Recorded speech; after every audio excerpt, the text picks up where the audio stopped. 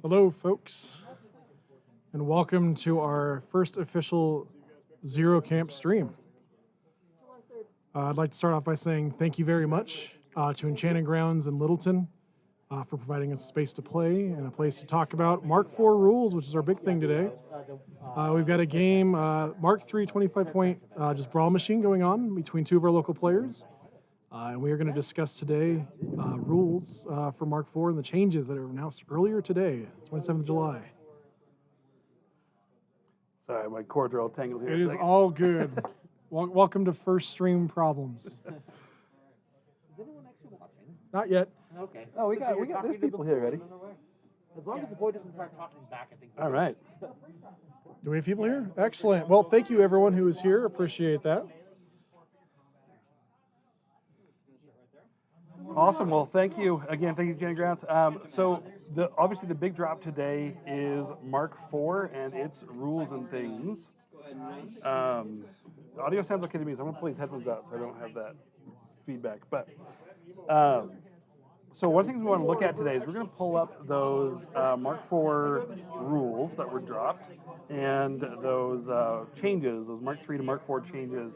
We wanted to kind of go through those line by line, taking a looking at what's there, how that affects us, and kind of our first take opinions on these. So I have actually not read these yet because I wanted to just kind of see what we're dealing with. So if you're okay, I think we're going to jump in. Is that all right with you, Andrew? That's just fine with me. Alrighty. So first one here, changes from Warmachine Mark III to Mark IV include. So the first one here, removal of facing. One of the biggest changes in Mark IV is the removal of facing and all of the fiddly model positioning that go with it. The removal of facing has greatly reduced the cognitive load required for the careful placement of models. Models now see in 360 degrees. It also eases the ability to achieve proper placement and base contact with even the most dynamic of sculpts. All right, so we've had some folks talking about it here in the store. We have almost a dozen Warmachine players here tonight. There are some that are pretty divided on this, but just Let me tell you about Stalin. as we can tell, some opinions are strong about this. But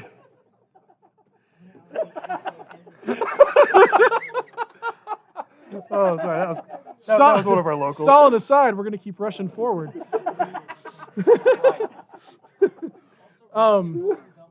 Removal of facing. That's something that we're seeing kind of as a carryover from Warcaster, isn't it, Greg?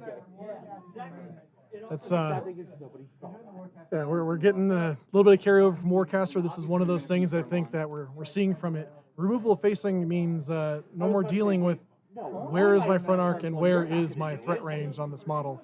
It is just all around. I think that's definitely something like they mentioned in there. It's just more streamlining, I think. It definitely is, and I actually am. I really enjoy Warcaster, and that's one of the parts of Warcaster that I really liked about it. I don't need to worry about the butt charges and making sure my giant tusks fit underneath your giant fists as we do the charges and things. So I actually really like that. It does change quite a bit of how things interact, but I think that is covered in some of the later changes that we're going to talk about. But I actually really like that one because I think it just makes some stuff just much easier to deal with. I scooted around you. Did I leave your front arc? I don't know. Maybe I did. Maybe I didn't. And like they said, there is the cognitive part of it. It just makes things easier. I'm going to go here. It doesn't really matter. I agree. Where I'm looking. Something I'd like to see more of, especially if we're getting 3D printed models with parts, is maybe some more conversions too. And it's easier to justify that when you've got parts of models sticking off faces, but facing doesn't matter. No, totally. And Stu, I agree with you. It is a huge barrier for new players. I'm actually excited to see that go away, just to help new players get introduced to wargaming as a whole. Warmachine, as competitive as it was one of the few games where facing did matter, so it is nice to see that change. So the next one, and we're just reading from Privateer Press's Primecast page right here, on their page here, is the removal of free strikes. Along with the removal of model facing, we've also removed free strikes from the game. Rather than pausing the active player's turn for an attack resolution when an engaged model leaves an enemy model's melee range, now the moving model must simply forfeit its combat action that activation. It also prevents some of the fiddly measurements during movement as you attempt to skirt threat ranges. As with the new rule, if you didn't start your movement engaged, you'll be unaffected by this rule. They kind of go on to clarify a little bit. Furthermore, we not only remove free strikes from the game, but also most of the capacity to attack out of turn. While some out-of-turn attacks remain, more complex special rules allowing for slams and charges have been removed completely. This enabled us to further speed up play by omitting clunky rules interactions while allowing us to greatly simplify some aspects of the rules.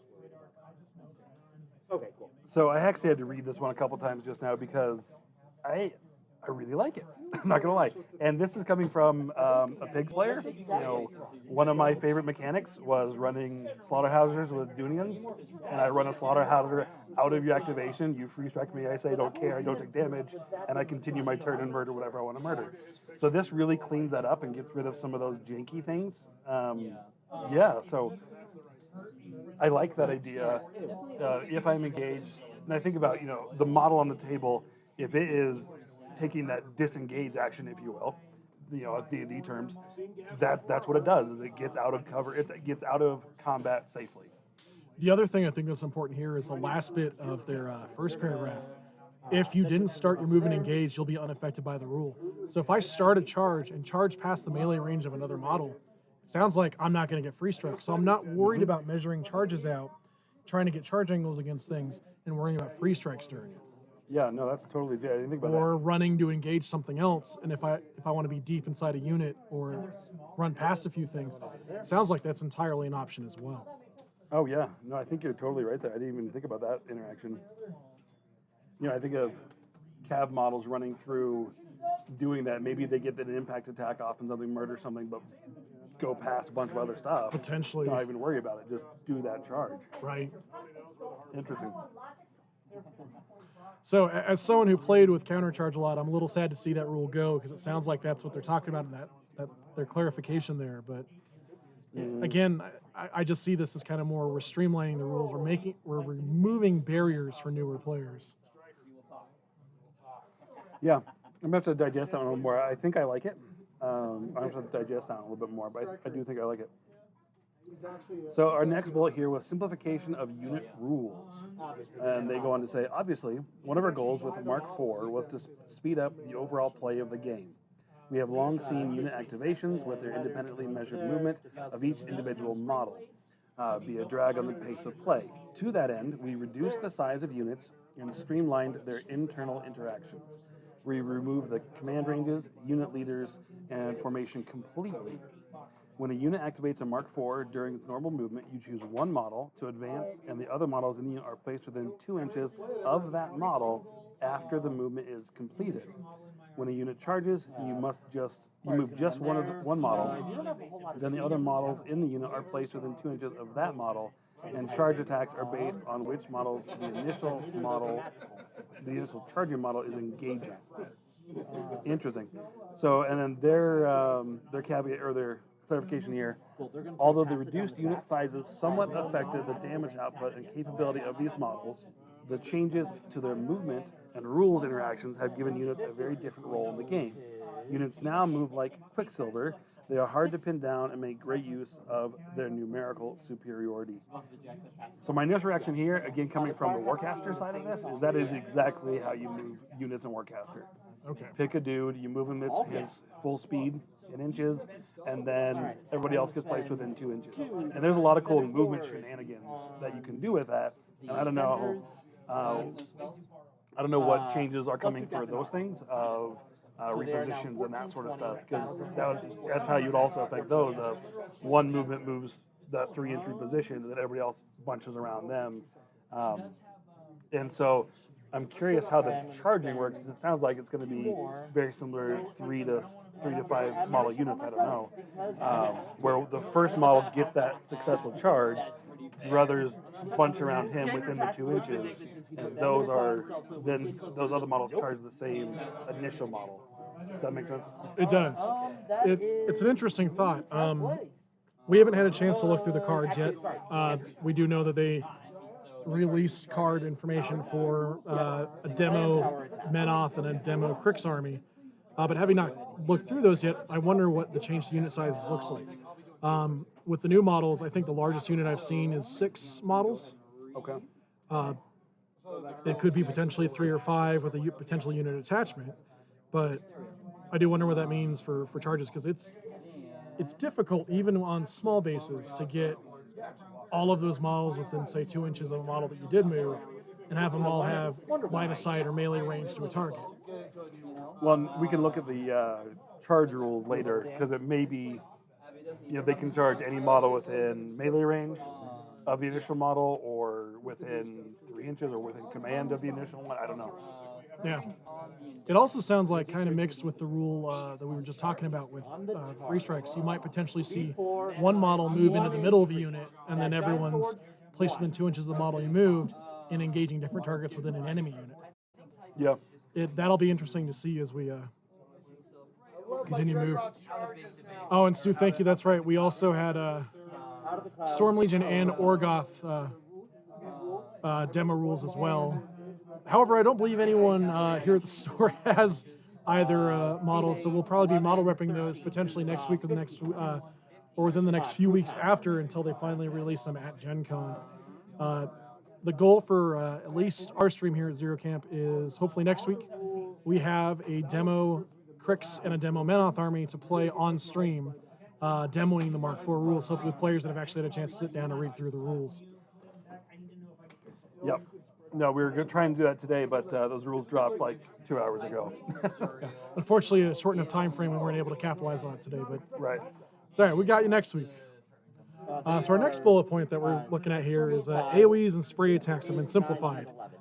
Both AoE and spray attacks have been made simpler and faster to resolve. This is one of the places where we pioneered new rules for other games while looking ahead to Mark IV. We had long found Warmachine's reliance on templates to be inexact and cumbersome. Templates slow play, and their precise positioning can give even the most careful eye and steady hands fits. With that in mind, we sought to eliminate the use of templates from the game wherever possible, especially in attack resolution. And then they've got quite a few points of clarification here. They talk about how neither sprays nor AoEs now rely on templates for their resolution. As with Warcaster Neo Mechanica, a spray attack is now a simple, straight line drawn from the attacking model out to the full range of the attack. Attack rules made to determine if each model touched by the spray is hit. Each AoE attack has a value that determines on a direct hit how many models in addition to the target will be hit and suffer blast damage. This number also determines the maximum range in inches, models that can be away from the target and will still suffer blast damage. On a miss, the target alone automatically suffers blast damage but no other effects from the AoE. The rules no longer require the randomized placement of deviating templates on missed attack. Additionally, rather than having the damage value of the attack to determine blast damage, a secondary parenthetical number is provided that indicates the power of the blast damage. That's a lot to chew on there. Holy cow. It is, but the more and they came out and said it right there, I feel like Warcaster was their demo to Mark IV.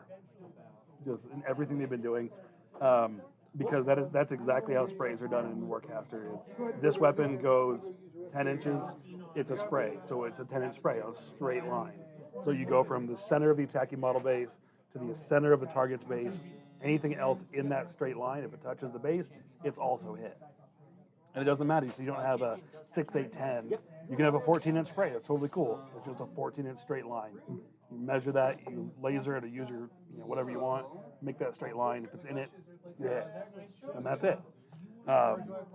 So yeah, I feel, they came out and said it in that first little blurb there about, Warcaster was like the demo to Mark IV. And I'm okay with that because I love the way the Warcaster plays. As someone who hasn't played Warcaster, that's interesting to hear. I think that, at least for sprays, certainly helps kind of streamline the game a little bit more. You brought up an interesting point. They're no longer going to be confined to 6, 8, and 10-inch sprays. We can now have different numbers for sprays. We can have 4-inch sprays. We could have 14-inch sprays. That matters a lot less. It's also interesting. There's a handful of mostly Signar models, and then I think you've got 1 or 2 Convergence models in Mark III that have similar rules anyway, where they target a model and every model in a line between the target and them is hit. So realistically, the mechanic already exists. We're just expanding on it Right. and moving it into sprays. And the AOE thing, that again is straight from a Warcaster. So in most Warcaster, they call them Blast and Warcaster, but so the AOE is instead you target a model. If you hit the model, it then also hits the next 2 closest models within 2 inches. And so it reads the way I'm interpreting this. So a small blast might be the next closest 2 models within 2 inches. A large blast might be the next, 5 models within 5 inches. I don't know. What's up? Yeah, I was about to say feet. Okay. So the what's are going to be awesome? So I actually really like that. I like that AOE mechanic. It's really simple. When I'm playing Warcaster, it's super simple to do that, and it's so quick. There's no templates. You don't have to balance that ring over a bunch of banes. Like it's just so quick to do. So that actually begs a few questions as far as I'm concerned, concerning like placing templates or terrain effects. The first thing that came to mind was trenches. If you're shooting at a model inside of a trench, how does blast damage work? It sounds like that's either trenches are going away or we're significantly overhauling how they work, which is fine. I think it'd be similar to how it works now, where if you target a model that's in the trench and you directly hit him, the models in the trench might be affected. But if you hit a model outside of a trench, the models in the trench would not be affected by it. Basically makes them immune to blast damage. That would make a degree of sense. The other one I've got a question on is things like scather templates. Scather templates, or you even have some terrain things that you place down that are AoEs, artifice of deviation, for instance. Do we still have things like that? Because we are placing templates into the game, but they're not AoE attacks per se, although scather templates start as that, Right. but they're hazards that remain in play or terrain effects that remain in play. I wonder how this impacts those types of effects, if it does at all. Right. We'll have to dive more into those rules and see when those things get released, what it talks about. But the other thing with the AoEs, real quick, same as Warcaster again, but if you miss a target, then the target you initially targeted and missed still gets that 1 blast damage, and then the only model does that. And they talked about the parenthetical number. We've just taken essentially, there's no more math in it. We are going to tell you what that blast damage is, which is also nice. It means no more high explosive. We've taken a rule away that there wasn't a lot of it, but there was still some. And it makes it easier too. An opponent can look at a card and can calculate blast damage just as quickly now without that extra step. Yeah, and you don't have to worry about, okay, I did this, and then I have this rule that adds 2, then I have this one that doubles damage, and yeah. No allocation. All right, next one. Warjack and Warbeast customization. I think this is one that a lot of people who are following Mark IV have already been hearing about. Introducing Warjack Warbeast customization to the game. This has enabled us to produce smaller numbers of Warjack chassis, but with head and weapon options that will allow for a broad array of tailoring and specialization for your preferred army and tactics. Each option has a cost associated with, giving players broad flexibility to these models into their armies. And again, I've said it a bunch, but I feel like Warcaster was just Mark IV dry run.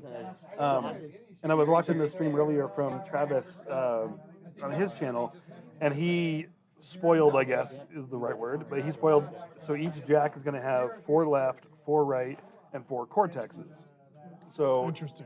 each jack is going to have, potential of 64 combinations to use. Now, I'm sure of those 64, not all of them are going to be good, and you're going to just write off half of them. I'm sure some cortexes will be melee focused or range focused or whatever. I don't know. But the other thing he did spoil, which was really interesting, was that every jack that has a melee and a ranged weapon will have dual attack. Oh, interesting. Every one of them. So if you want to build that way, you totally can. You're not losing half your activation each turn. That'd be a very significant change. All jacks that have both a melee and a ranged weapon having a dual attack really adds a lot of tactical flexibility. Suddenly, that combined arms list makes it's a lot easier to play, I think, rather than running specialized melee or specialized gun lines. Oh, totally. I'm excited to hear about that. I started wargaming in Warhammer 40K back in edition where I could customize weapons inside of squads, and I'm excited to see a little bit of that come to Warmachine finally. But it also means that without changing my faction, I can pretty drastically change my playstyle just by messing around with options on jacks. Yeah.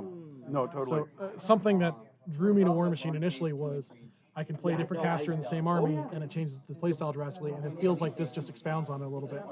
Right. I don't think this is going to be a streamlined thing, unless all the weapons for all jacks and cortexes are going to be similar, but I seriously doubt they will be. But No, they were talking in the stream today about that a little bit, saying that each chassis has its weapons, and the weapons from one chassis will not work on the weapons of a second chassis, a different chassis. So yeah, that will make it a... I don't know, we'll see how that works as a barrier to entry or not for newer players. That is a lot of rules potentially to understand. Yeah, it's 12 options for every jack plus the chassis, so it's technically 13 separate rules for each individual jack you may potentially have to. I mean, to yes, recognize. but I think of the modern models that we currently use, and when I look at a model, I don't know most of what I'm looking at, and I'm like, okay, he's going to shoot me. What's his threat? And that's really what it comes down to. Like, yeah, there might be some special rules here and there, but you talk about those when it's appropriate. You usually do, and I absolutely understand that, but it's also easier, say, for instance, to look at current Signar Mark III jacks and know that these 3 jacks are the same chassis, say an Ironclad, and, oh goodness, I can't remember the other ones. But you can look at them and you understand that each chassis is the same, they all have the same movement, they all have the same rat, they all have the same mat. It's just their weapon loadout that's a little bit different, as opposed to... So it'll still be the same. That chassis has its fixed mat rat, its fixed speed. So that chassis, it's the same thing. You're just making a Stormclad. You're making a whatever. But there are 64 potential combinations that any one of them may be. So. Yeah. But the baseline stat for all those chassis should be the same. And then weapon options. You know. And I would imagine, I have no information, but I would imagine the chassis or the cortexes that you pick are going to be doing something like this one grants Pathfinder, this one grants, ignores clouds or whatever. So as someone who has played Warcaster, is that how that works in Warcaster? Yeah, it does. So one of them, they grant Pathfinder, they ignore stealth, they... Matt 7. Yeah, they do various. They give you one thing that sometimes comes into play and oftentimes doesn't. It's one of the things you kind of prepare for. Excellent. Well, the next bullet point they talk about is racked spells. So if you read through or listened to them talking yesterday, this is something that existed in Warmachine fiction for a long time. We're just now starting to implement. But when they're talking about rack spells here, they're saying new Mark IV casters have both assigned spells and rack options. The spells assigned to these warcasters can be thought of as their signature spells that no other warcasters in their army will have access to. Rack spells are selected from options available to every other warcaster in the army, and every new army has 10 rack spells options available to it. Rack options further allow a player to tailor the warcaster to their tactics and the force they wish to play. These spells are chosen before the start of the game, but after seeing what you are facing. This gives the new casters amazing flexibility at minimizing the impact of poor planning or bad matchups. And that's really cool. I like that. Again, straight from Warcaster, you're not playing with a deck of 15 cards and drawing 5 throughout the game, but it's essentially what it is. So each caster is going to have their, however many it is, they have their fixed spell that makes that caster cool. And then you're like, oh, I'm going to need to Isle of Sight this game, so I'm going to make sure I take that spell, assuming it's an option. I don't know. But I love that. I love that the dynamic of it, of being able to customize that after you see lists. That's going to be interesting. When I saw yesterday that they were talking about doing racked spells, I was under the impression that similar to how like you would do a sideboard now, my impression was going to be that you picked spells when you built lists. But here, they're certainly indicating that's not the case. So that does make it interesting. That is going to be, it's going to be more like selecting objectives. At least how selecting objectives is now. Yeah, no, that's a really good comparison. That's certainly going to be interesting. It is a little bit of a bummer that it's only going to be the Mark IV Warcasters. I wish we saw some of that for prior models, but I would imagine that's part of them talking about Legacy, Unlimited versus Prime. Right. Where in Unlimited, it's everything, so we're not going to balance it around just a handful of models like they would in Prime. Right. No, absolutely. The next one here, command cards. And these are the new feats, or mini feats, similar to Grimkin, how Grimkin already plays. So command cards are a new mechanic that has been added to Mark IV. As part of army creation, each player selects a hand of 5 command cards. These cards are one use only, and each player can play up to 2 per turn. Each command card details when it can be played. Each model unit can have up to 1 command card played on each turn. I'm going to stop you real quick. Yeah. I noticed, Stu, sorry about missed this earlier in the chat, mentions how Storm Legion, the heavy Cortex options are Plasma Nimbus, Arcane Precision, Relentless Charge, and Overtake. So to the point we're talking about, similar to Warcaster, they do grant abilities. They're not going to be changing stats, but that is certainly interesting to see, actually. Looks like we may have missed out a little bit by missing the chat earlier, but thank you, Stu. That's fantastic to see. So yeah, so with command cards, Grimkin's been doing that forever. You know, since they came out, they have their 3 mini feats. It sounds like that's exactly what these are. So it says command cards have relatively minor effects that are intended to help mitigate bad matchups and gotcha moments. Cards that grant a model unit Pathfinder for an activation, or give a model's weapon damage type magical quality for 1 turn. While most command cards are free, some have point costs associated with like models. In the future, we will be introducing command cards tailored to specific factions, armies, and possibly events. Yeah, so I mean, I like what they said there. It just helped those bad matchups and things. But it's the objectives. It's objectives and arcana, but for everybody, it feels like.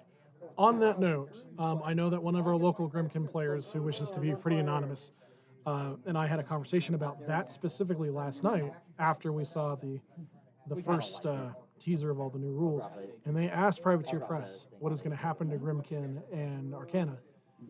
The answer they got was vague and enigmatic. However, the Privateer Press employee was very excited about what they're working on for it. Cool. So it sounds like there's going to be some changes for Grimkin. So for all you Grimkin players out there, know that while the rest of us are getting to play with some of your fun toys, it sounds like you're getting something new and exciting instead of Arcana.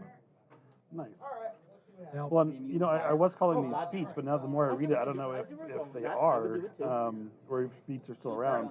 So I haven't looked at rules yet, but I do certainly think they qualify as what we look at as mini feats now. okay. A unit getting Pathfinder when they would normally have it, for instance, or magical weapons when they don't normally have it. I think that's very much in the vein of a mini feat now, maybe a little less powerful.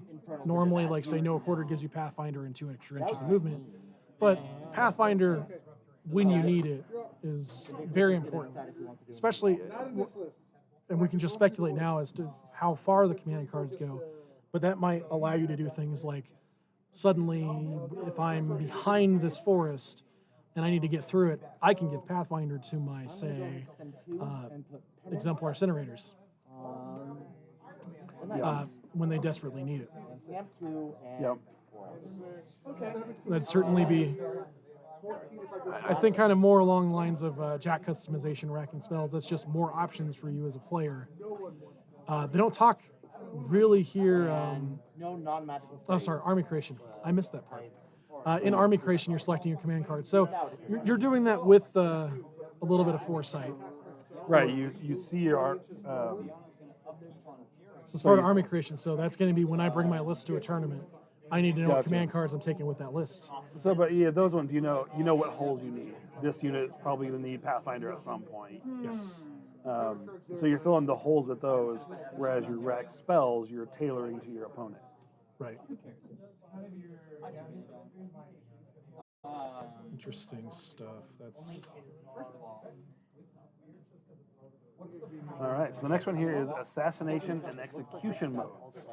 I don't know what this is. I haven't read about this yet. So along with the other changes we have introduced in Mark IV, we are also introducing a new mode of play.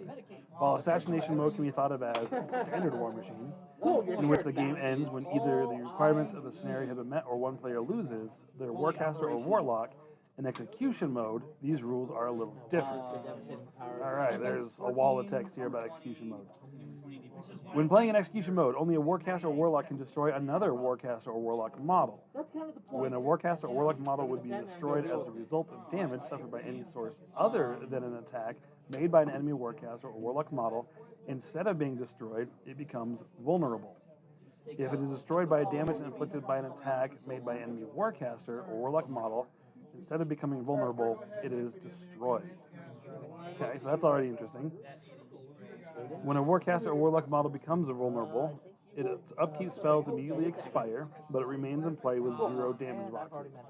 A vulnerable model cannot suffer damage from any source other than from an attack made by an enemy warcaster or warlock model. If a vulnerable model suffers any additional damage from an attack made by an enemy warcaster or warlock model, it is immediately destroyed. While vulnerable, a warcaster or warlock model cannot have damage removed from it and cannot make attacks. At the start of the vulnerable model's controller's next turn, remove 1 damage point and it ceases to be vulnerable. Alright, one more paragraph. Additionally, while playing execution mode, when a warcaster or warlock model spends 1 or more focus or fury points during its activation to remove damage from itself, such as a result of a warcaster's power shield special rule or a warlock's healing special rule, instead of removing 1 damage point for each focus or fury spent, the warcaster or warlock model can remove up to 5 damage points. Rapid healing only affects damage removed from the warcaster or warlock model and does not, for instance, affect war beasts healed by a warlock during activation. Okay. There's a lot to chew through on this one. That's whew. I feel like it's just you play the same game, but you can't just. I can't send Lord of the Feast in to assassinate you. No, I agree. It is it's interesting that we're adding a different kind of mechanic there, rather than traditional Warmachine where I can assassinate your caster with anything. Only my Warcaster or Warlock can do it. Field promotion. Yeah. I think for this one, I have to wait and see the actual rules, and when they release the Steamroller beta, which is scheduled for October, I think, then I'll have to see what they're actually looking for competitive. I'm curious which direction they want competitive. If we potentially have some scenarios in Steamroller that are assassination and some that are in execution, that would be interesting to say the least. Right. You have to build around that. And I'm not quite sure what to think of all that yet. That's yeah, it's just a different style of play. I'm just curious which way they're going to focus around that, because you're going to balance towards one or the other, I would think. And so I'm curious which way they're looking at, or if they want to run both. No, we got I would imagine so. Oh yeah, we're not going to do it. Well, I guess moving on, since we're both a little tongue-tied for that one. The next bullet point: removal of theme forces. We've removed theme forces from the game in Mark IV. As defining theme forces were in the previous versions of the game, Mark IV's focus on armies removed the necessity for this complex building block. Yeah, and this is something we've been talking about in our Discord. If you're not in there, Colorado Warmachine, let us know. We can get to that link. But we've been talking about this this whole time we've been talking about Mark IV. The armies themselves are essentially a theme force, so theme forces aren't a thing. You play your Storm Division army, and you play Storm Division models, and you have a Storm Division army, which we would have called a Storm Division theme in Mark III, is now a Storm Division army in Mark IV. Now, my one thought on this is actually list building. Mm-hmm. Traditionally, Warmachine and Hordes have been a 2-list format game. I haven't seen anything so far in the rules to indicate one way or another if that is going to continue or not. So the only thing I've seen was, and I don't know if I interpreted it wrong or not, but on the Warmachine, yesterday when they dropped the teaser, the Don't Panic teaser, they had mentioned 3 armies, your 3 tournament armies. So I don't know if you're allowed 3 armies. I don't know if they're bringing back the what is it? Not stand and deliver, where you have to play more than one army, or play all your armies. Oh goodness, that thing. So I can't remember the name for it either. Yeah, no worries. But so, and I don't know if that was just saying in the app you could have 3 armies in the cloud, because I know the app on the free version you could only have you could only save 3 armies to the cloud on the free tier.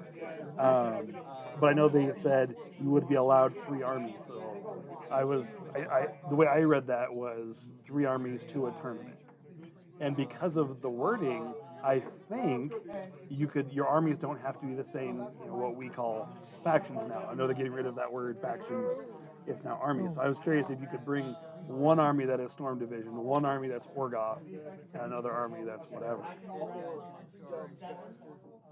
So Stu's saying here that Matt Wilson mentioned some of the old themes will become armies. That certainly makes sense to me. Oh yeah, totally. Kind of like what we're talking about here. I just think that themes are becoming armies for some of them. Okay. Interesting, Stu. So, so it doesn't matter what faction I'm playing.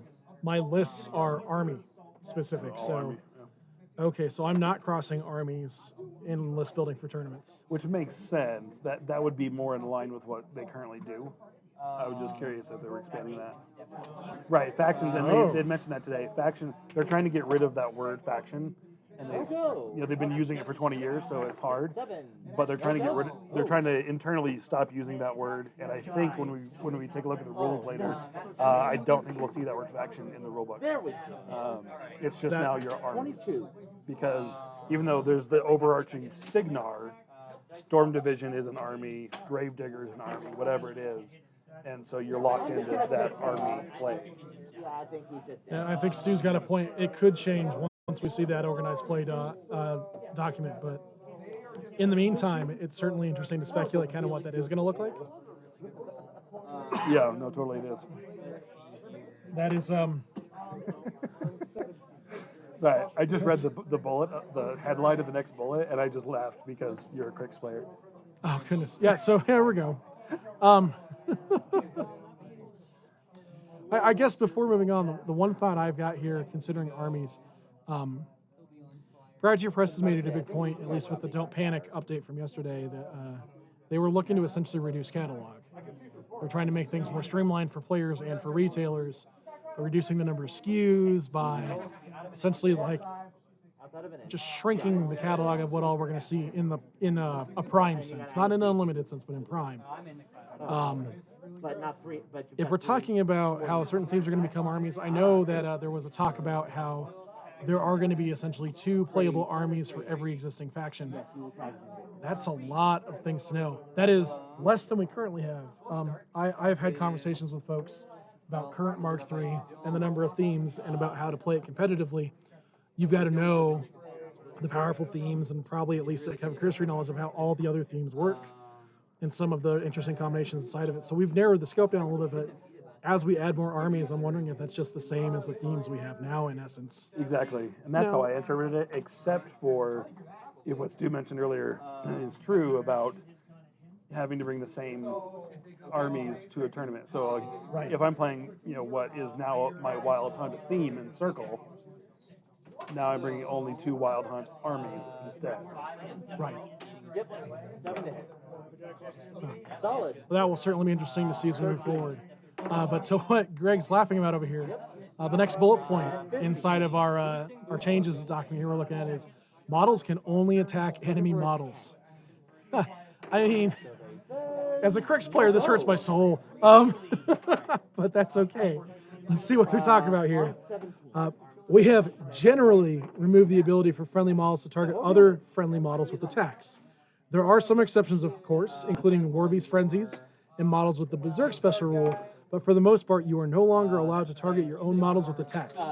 This not only removed what we have long felt was a potentially awkward exploit in the rules, but also allowed us to further streamline rules writing and interactions. And that makes a lot of sense. It does hurt a few interactions and some of that classic jank. But my playstyle is sad. As someone who has played Crix now for many, many years, I'm going to miss casting Curse of Shadows on my own models or spraying through my own dudes. But, and maybe that's a weird rules thing, but would a spell be an attack? I guess it's a damaging spell, so it would be an attack. I don't know. It's interesting. Yeah. But yeah, I mean, that seems pretty straightforward. But I do see, as a Hordes player, I see hope in here because it talks about being exceptions, including Warbeast Frenzies, which makes me hope that the the Fury mechanic for Horde stays similar to what it currently is. Yeah. The way they phrase that in the Don't Panic update, it sounds like Hordes is not significantly changing as far as the base Fury mechanic goes, which will be nice. However, until either of us get a chance to read through the full rules and actually dig into Fury, or if anyone in the chat has, It's kind of up to our speculation at this point. Right. I know we're all kind of waiting for that October app to drop so we can go download it. I was going to talk about the app, but we should finish getting through this first. We're almost at the end. Yes. The integration of Hordes into Warmachine. We have integrated the rules of Hordes directly into Warmachine. This not only allowed us to streamline the rules shared by the two games, but also the language surrounding Warcasters and Warlocks, now collectively known as Commander models. I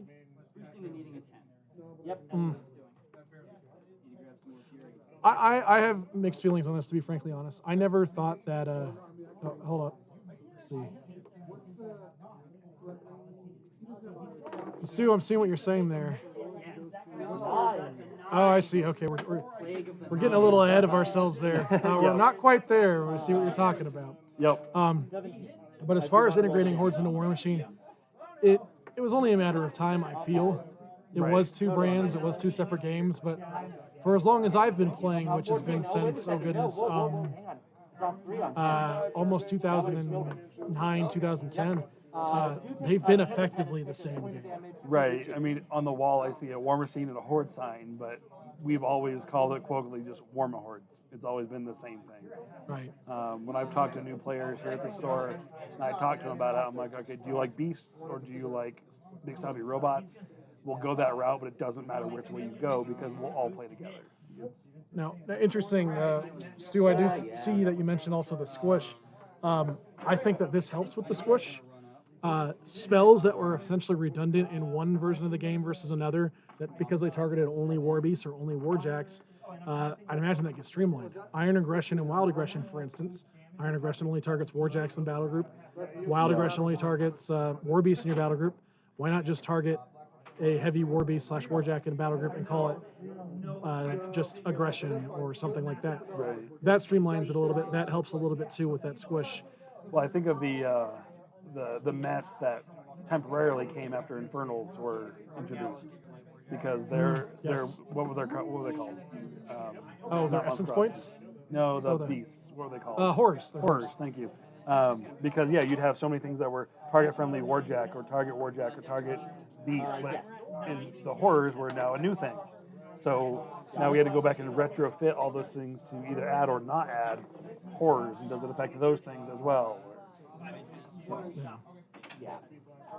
And Stu, we see what you're saying there about the knowing that, say, Storm Legion, they've always got access to those spells. That I'd imagine that helps some too, but I also guess it depends on how many spells we have racked for each caster and how many are signature spells. And I think that is nice because after I know who my opponent is, I'm like, oh, I know they have Snipe, so I need to take this to counter that because that's a spell they're going to have. I know they have that, right. So here's my counter. Here's my racked counter for that. So I can take my D-Cell, or I can take a spell that gives stealth to people, whatever it happens to be. Yeah, because those rack spells are after seeing opponent before starting game. Yeah. Cool. Yikes. That's certainly interesting as well. The next bullet point, which is something I've been really interested in. I'm excited about this one. Yes, more powerful Warjacks and War Beasts. In addition to being able to tailor Warjacks and War Beasts directly to your army through customization, these models have also gained the ability to attack with all their weapons, whether melee or ranged, in the same activation. Generally, all Warjacks and War Beasts now have the dual attack advantage, which grants this capability. So we already mentioned this earlier. It was at the time a leak, but then they released this and it no longer was, I guess. So yeah, we talked about this already, but all the Jacks and Beasts now do dual attack, which is awesome. I think that's just really great. And again, this is one thing that came, I think, from Warcaster and worked really well. They have that because some solos and things had it as well, that they get attacked with everything. But all the Jacks just by default could use all their weapons every activation. It goes out. And I think a lot of people look forward to that. I think that's fantastic. We talked about this again a little bit back when we were discussing the customization of Jacks. You're not losing half an activation on a Jack or a War Beast anymore because it has ranged or melee weapons. Getting to use both is fantastic. That if dual attack stays as it is in Mark III too, that also means that I am not tied to only shooting things in melee. If I am engaged, I can punch something and then I can shoot another target. and I think that adds a lot of flexibility to Warjacks and Warbeasts. And I'm really interested to see if there's anything else they do as far as making them more powerful, beyond, say, just dual attack. Are we talking about they have relatively higher armor? Are we talking about relatively higher strength, higher attack or damage output? Oh, interesting. I didn't catch that yet, so thank you, Stu. Being able to shoot at a melee in default in Mark IV, that's actually also pretty neat as well. That means that also changes the dynamics on the battlefield a lot. No longer am I just able to tie up your ranged unit and have it be ineffective. It doesn't, suddenly I have to not just engage, I have to do damage. Well, and also it extends those threat ranges too. Because now you can charge a model. I'm assuming that's still working the same. You can charge a model, get that extra range on the movement, and then shoot from that position. Stu's telling us it's a -4 to shoot out of ranged. If dual attack doesn't change it, Jacks may not suffer it, but for normal models, I mean, that still impacts models, but it makes running to engage a ranged unit much more situational. Well, and there might be still some shenanigans about, if you have 2 of my models engaged and I do a combined range attack and I lead from a guy not engaged, assuming all those are still around, then you can still do some of that cool stuff. Excellent. Let's see. Looks like we're getting close to the bottom of the list here. We got a few more I say a few more. They're getting shorter. Yeah. So streamlining of stats. We streamlined the presentation of stats in the game. We completely removed strength, which I think is cool, from the game, and gave melee weapons a flat POW like ranged weapons. That was something for new players that was really confusing. POW versus PNS. Yes. So that's cool. The damage for power attacks now based on the relative base size of the attacking and target models. So we also replaced the focus and fury stats on warcasters and warlocks with an arcane stat that sets these models focus and fury caps. So again, focus and fury is going away, being replaced with arcane. So we'll see if that works differently between warcasters and warlocks. But it's now the arcane stat. Furthermore, we added a new control range and arcane attack stats. Those capabilities no longer based on focus and fury stats. So that looks like a little more cumbersome, but I can see why they did that. So a caster now has their arcane stat, which is essentially what was focus. However, control range is no longer double arcane or double focus. Right. And now they actually have a separate arcane attack like most magic solos did. That'll be interesting. That certainly means that just because someone has a high focus or I guess arcane stat, doesn't mean they have this enormous control area. I think a lot of that, we saw little bits of it here and there inside of Mark III. I think very specifically to the Harbinger from Enoth, and Mort Nebra 2 and Crix, where the wording on their feats was changed to command, and their commands was changed to be a different value than what their control range was. Backtracking just a little bit, it looks like Stu's gotten into some of the rules that we haven't gotten a chance to look at yet, but POW attacks being POW 12 unless they're bigger, that's actually really interesting. In a way, I feel like that is technically a boost for most jacks as we see them in Mark III. Very few jacks are strength 12. Absolutely. So if you're attacking something the same base size, it'd be 12. You're attacking a smaller base size, go up to POW 14. Yes. Cool. That's interesting, actually. I wonder if that will carry over to collateral damage, which I imagine it would. But yeah, that's going to be... collateral damage now is what boosted. If a larger model hits a smaller model, it's depends on the context, right? But if I slam you into a wall, it's boosted. Right. Or a bigger target, yes, it is boosted. But right. That's again, I feel like to most jacks that's a buff, particularly to lights, actually. Oh yeah. That'll be interesting to see. We haven't seen any light war jacks, I believe, for Mark IV yet. We saw one. They were assembling it today. Travis was on that. Oh, I see. Okay. It was one of the Stormy Vision lights. Ah, okay. And he's 3d6. Okay. So our next bullet here, running standardization. Instead of running a model advancing at double their speed in inches, a running model now advances at speed plus 5. Okay. The change both adds a hard limit to how far a model can advance while running, but also enables us to simplify the language involved in writing movement rules. No longer do we have to separate speed and movement modifiers to limit how far a model can run. So that's cool. again, one of those things just to clean up. It's going to make a lot of models slower on their run, but I can see how they're cleaning things up there and making that easy. So anytime you run, it's just plus 5 inches, and that makes things easier. Talk to me later about Gary. Yeah. So this one, running. So now running is just speed plus 5. That's the whole bullet point. Well, that's So things become slower. I think of like my speed 7 wolves. They all of a sudden get real fast. Oh, interestingly. Roadhog. Interestingly, speed become. I don't know if this is. So they mentioned standardization and not streamlining because I don't feel that's streamlined per se. That is interesting. They do mention no speed and movement modifiers. Sorry, I'm just catching up on this. I was getting asked a question off stream. I apologize, folks. But it's my slower units got faster and my fast units got slower. Right. It's a really interesting dichotomy there. I don't know if that's going to be a huge change. That's just going to be interesting to see how it kind of plays out. Yeah. I can't run 14 inches and have 2-inch reach with my Statixis Raiders anymore, Right. which is probably for the best, to be frankly honest. Yeah. But we'll see how that one plays out. So the next one is melee ranges. Increased melee ranges. We have increased the default melee range in the game from 1/2 inch to 1 inch to further de-emphasize model placement and to account for base overhang. Coupled with the removal of facing, the placement of models has never been easier. I think that's great. I guess we'll see how much Reach 2 and Reach 3 still remains in the game, which is fine. I don't think that changes the game too much. Reach 3 is out now, right? We had a handful of models with Reach 3. I believe the Ancestral Guardian was probably the, not the Ancestral, the Ancestral Guardian was the biggest one, I think. Oh, okay. But Death there were, Archon did, but they cut that. They did cut that. There was not a lot of Reach 3. Because there's Reach 4 on activation. Yes. And that still exists in Mark 3 in a few cases. The Mage Hunter Assassins. Right. And then the Crix Colossals. Swamp 4. Yeah, there's a few that have the Reach 4 on activation. But I don't remember any Reach 3s. But I think that's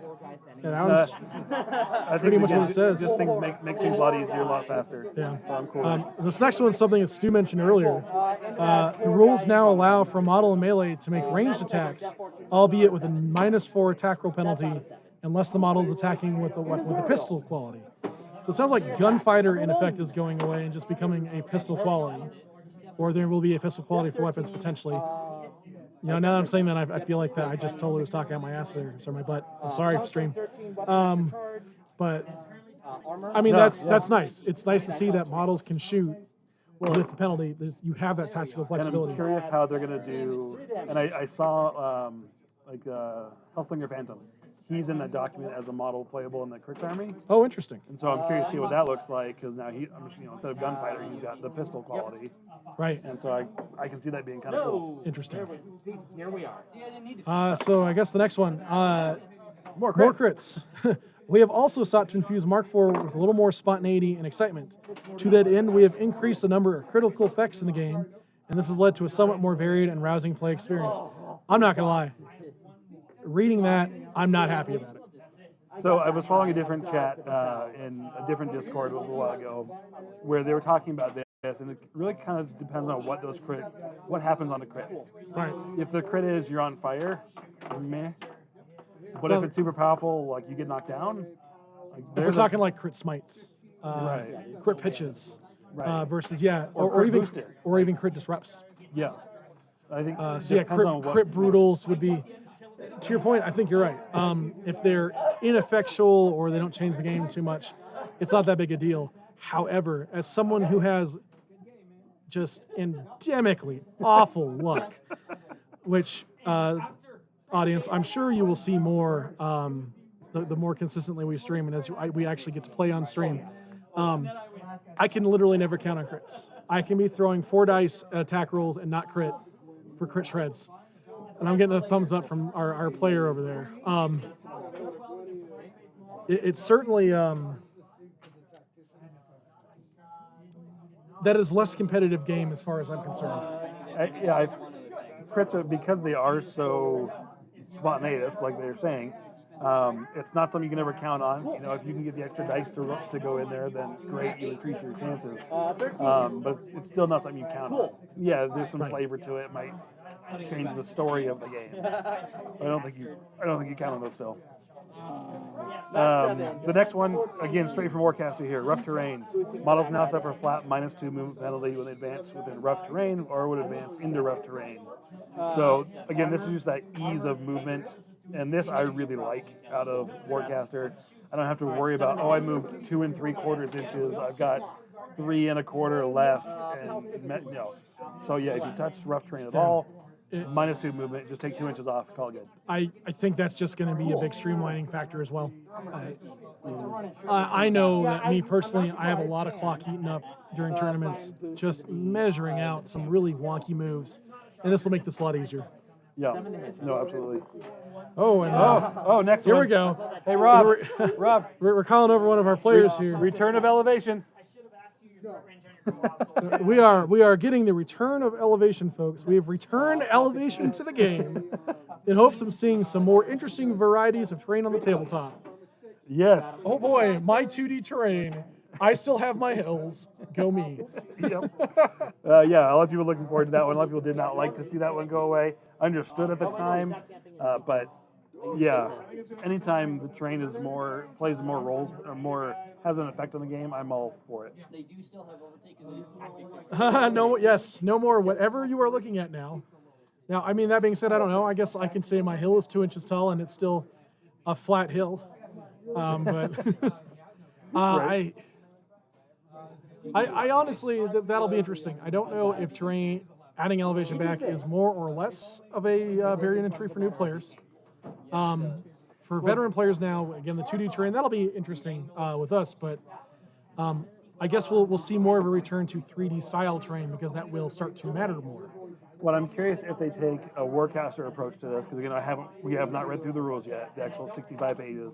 But the Warcaster result was you add 2 to your defense, 2 red dice to your defense. That's not a thing in Warcaster or Warmachine, sorry.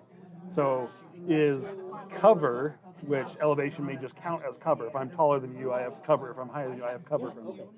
So is cover just a flat +2 to defense, +4 to defense, or whatever the mechanic is? It could be, yeah. And if that's the case, that's very easy to streamline, very easy to teach new players. I think anyway. Fair enough. And that could be. If I am a higher elevation than you, I get cover in the story. Exactly. I think a lot of us who played through Mark II and early Mark III, where elevation was still a thing, remember some of the wonky things going on there, essentially giving you arcing fire or changing your line of sight. It was all kinds of weird. Oh, yeah. But thank you, Stu. Thank Thamar, and indeed, I guess. We'll see what happens with that. Next one is simplified power attacks. Power attack interactions have been largely streamlined and simplified. Thrown models, for example, no longer deviate or target other models when they are moved. Collateral damage is now based on the base size of the attacking model relative to the model suffering the collateral damage. I can't tell you how many times as a judge at an event, I was like, hey, wait, how does a throw work again? It is insane. A little bit of unnecessary backstory for our audience out here. This stream was originally designed actually to be a Mark III stream. We didn't know when Mark IV was going to happen. We were going to talk about getting new players into the game. We were going to do some tutorial videos on like YouTube about how to do power attacks and whatnot. Hearing this is going to make this so much easier as we finally get the Mark IV rules. It's just going to be that was actually a big barrier to entry for new players I was trying to teach during COVID. Power attacks were a mess. They always have been. They're tactically very useful in the right situations, but you would never remember them. And the rules were so complex that to initiate them, you'd have to go pull out a rule book. That's time on your clock or that's time out of your game. Try to figure it out. So hopefully they follow through on that a lot. And we just get nice streamlined. I make an attack roll and I pick what happens, maybe. And I can do one of a few things. But we'll certainly see more as both of us dig into the rules, I guess. Yeah, and along that one, the next one is simplification of model rules. So taking steps to reduce the sheer bulk of rules on each model in the game. I definitely appreciate that. We'll see how that looks. The goal has been applied case by case with care, taken to maintain each model unit's role and unique capabilities, while also trimming some fat and reducing the cognitive load required to play with and against certain models. The capabilities and point costs of every model unit in the game are being carefully weighed and rebalanced to ensure their place within each army. And again, the keyword army, not faction. Right. Now, I think Stu brought this up earlier. This is probably a little bit of the squish that we're seeing. Yeah. your pig playing opponent. I don't know, Greg. How do you feel about it as a pig player? He's talking about me at an event we had. Excellent. I know this Excellent. person. Fantastic. Well, I'm glad to see that then. There's a certain card on a certain model that I may have misread in the weekend we played. How dare you not understand everything on the textbook of all of your cards? Oh my goodness. Right? Oh no, I understand that. That's certainly actually, even from a new player perspective, it's just nice. Not having to read a textbook on some cards will be fantastic. Where I'd really like to see that is Colossals and Gargantuans.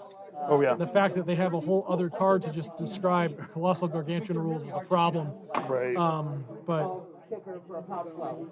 yeah, that's interesting because that's some of the squish they talked about, but it's not. That's less. We've made units redundant essentially, and they're the same thing, and much more just we're trying to make this easier, and I really appreciate that too. Yeah. Even from a competitive side, not having to know just a whole card of rules for every single model would be very nice. From the TO perspective as well, just the less I have to remember is amazing. Right. You know, there's going to be little interactions here and there, but there always is, and there's less of those. So if I just need to know the base rules and go from there, then that makes my day easier. It'll be a lot more helpful. Right. So it looks like here the last keyword we've got. Keywords. Several keywords have been modified or removed, often due to interactions with the new rule set. These will continue to be updated as models with these keywords roll into the new game. I feel like they talked about this a little bit during Don't Panic. There's going to be keywords for armies, potentially keywords for factions, I think. But keywords have been a big part of the game for a long time. I don't know what they're changing here. They don't really talk about it too much. Streamlining or just like removing some of it, that's something they've been doing for a long time anyway. So. Right. And these can be anything from getting rid of the Signar keyword, because now you're looking at Storm Division army instead of a Signar army. Right. All the way to they're getting rid of Pathfinder, or they're not going to, but they replace Gunfighter with pistol. Well, so I think about like I believe Statix's Gunslingers. I'm going to pull up War Room for this one because I can't remember my own faction. But I believe Statix's Gunslingers actually have like the Crix, the Statixis, and like the Gun Mage keywords. And that gets just cumbersome when you have a lot of keywords on any individual card. And there's certainly a handful of them out there that are that bad. Oh, yeah. Where they have 3 or 4 keywords on the card quite itself. A few of those as well. Where and I know in the theme world that made sense because you could play, this theme can include Statixis and this theme can include Bane. Or, I guess actually more to clarify that, Statixis Gunslingers certainly do not. They are a Crix unit, but how keywords interact with things certainly got really goofy.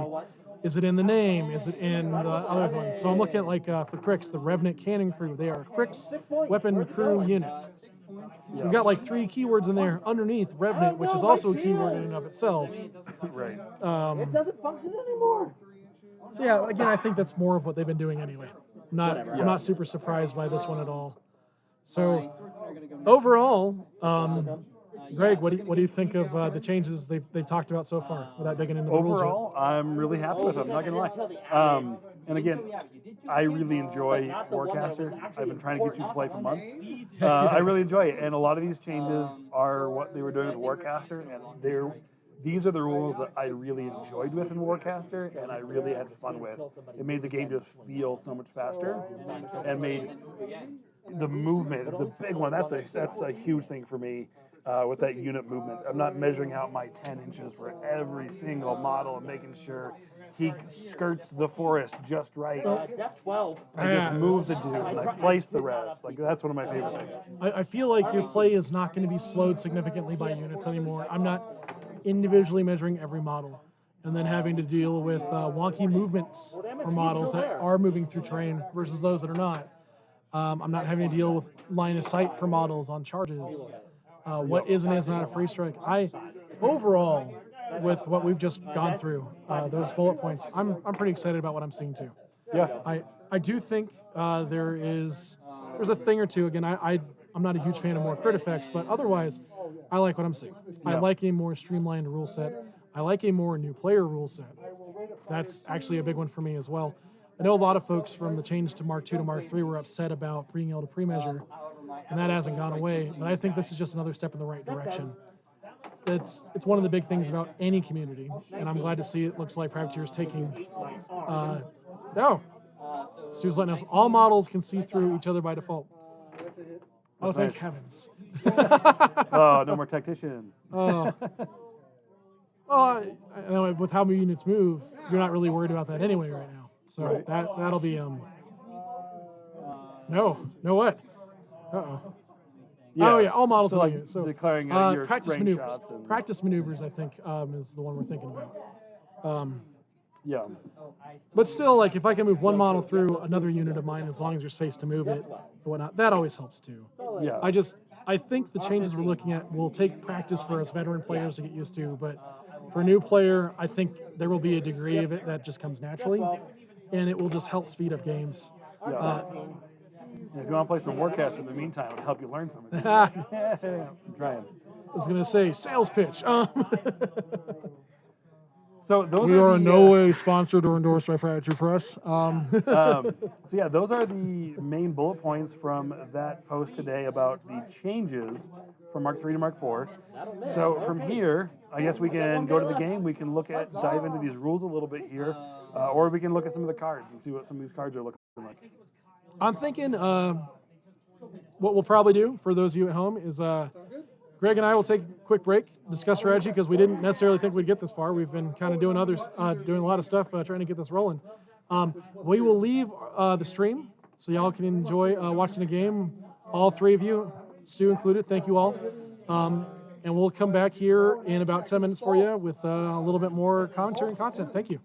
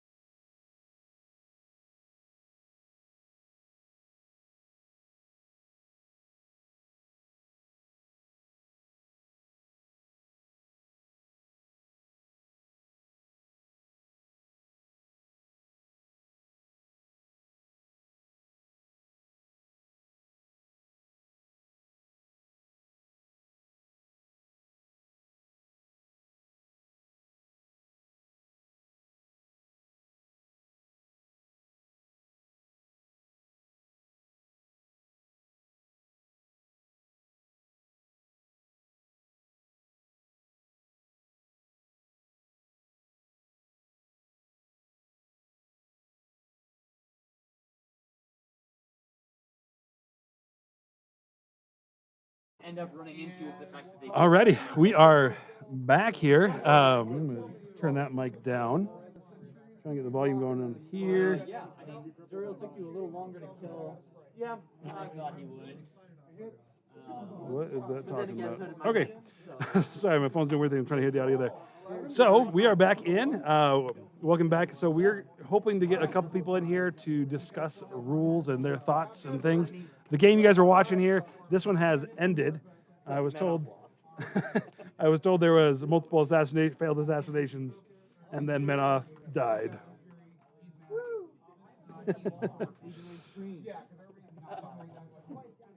Until Mark 4, when we don't exist anymore. Well, you're both welcome to come to All right. Mark 4 stuff if you'd I like. haven't even looked at Mark 4 stuff. If you want a new player's perspective on Mark 4. Absolutely, we'd love to get players' perspective on Mark 4. So the Mark IV rules are all right there on that computer. If anyone wants to take a look. I haven't read it, any of them.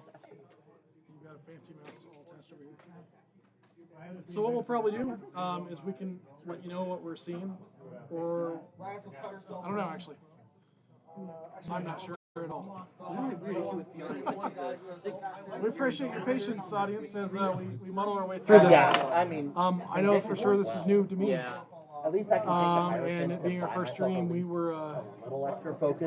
I don't know if you can hear me. Yeah, we're good. We were hoping that the rules would drop earlier in the day, and that both Greg and myself, Andrew, could take a look at them prior to, so we could either set up a demo game to have running in the background, or we could actually discuss the rules in depth, rather than just kind of going through their bullet points, if you will. I am at least very happy with Brawlmachine rules as a whole. They're nice. As a reminder, Privateer Press does have all of this up on their Primecast page. I don't know if Greg can answer this. There was a stream for it. I don't know if the link is available to that stream that was earlier today that discusses this in a little bit more detail. Yeah, that's Twitch. That stream was Travis's Twitch stream. I don't know the channel. It wasn't PP's official stream. Yeah, I know how that else. game. Yeah, you'll put that in Well, it's there. also got a full unit of Legionnaires. Sorry, Michael. Thank you. Legionnaires under. I don't know if this is any better. Yeah, the one that I kind of wanted to play. We were playing around with setup during our break Yeah, there. kerosene was just a bunch of flamethrowers. Oh yeah. Also, as always, to our folks out there watching the stream right now, if there are any video or audio issues that you are finding, please let us know. We are both, again, still new at this, still trying to figure this out, so any feedback that you have is valuable.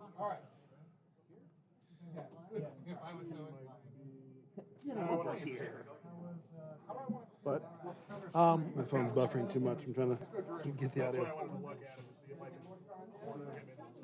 I'll say your computer's running fine. So. Right, I just pulled my headset out. So I would pan around the store to show you folks stuff. However, we are trying to limit the number of people on stream. We just have concerns. We've got minors or people that potentially don't want to show up on the internet in the store. So we're trying to be mindful of their privacy. Yeah, I don't think so. I don't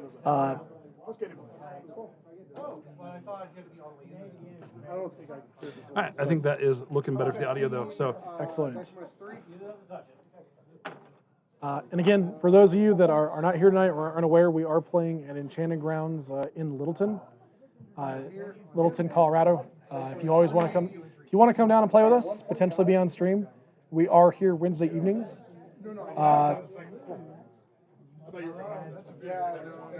I had a schedule up and now I can't remember what it was.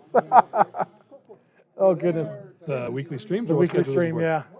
I mean, Can't remember if I said we're starting at 6 or 6:30. You told me 6. Thank you. 6 to 9:30. I believe that sounds correct. Right. I've got it on the page. Again, thank you for bearing with us as we figure this out.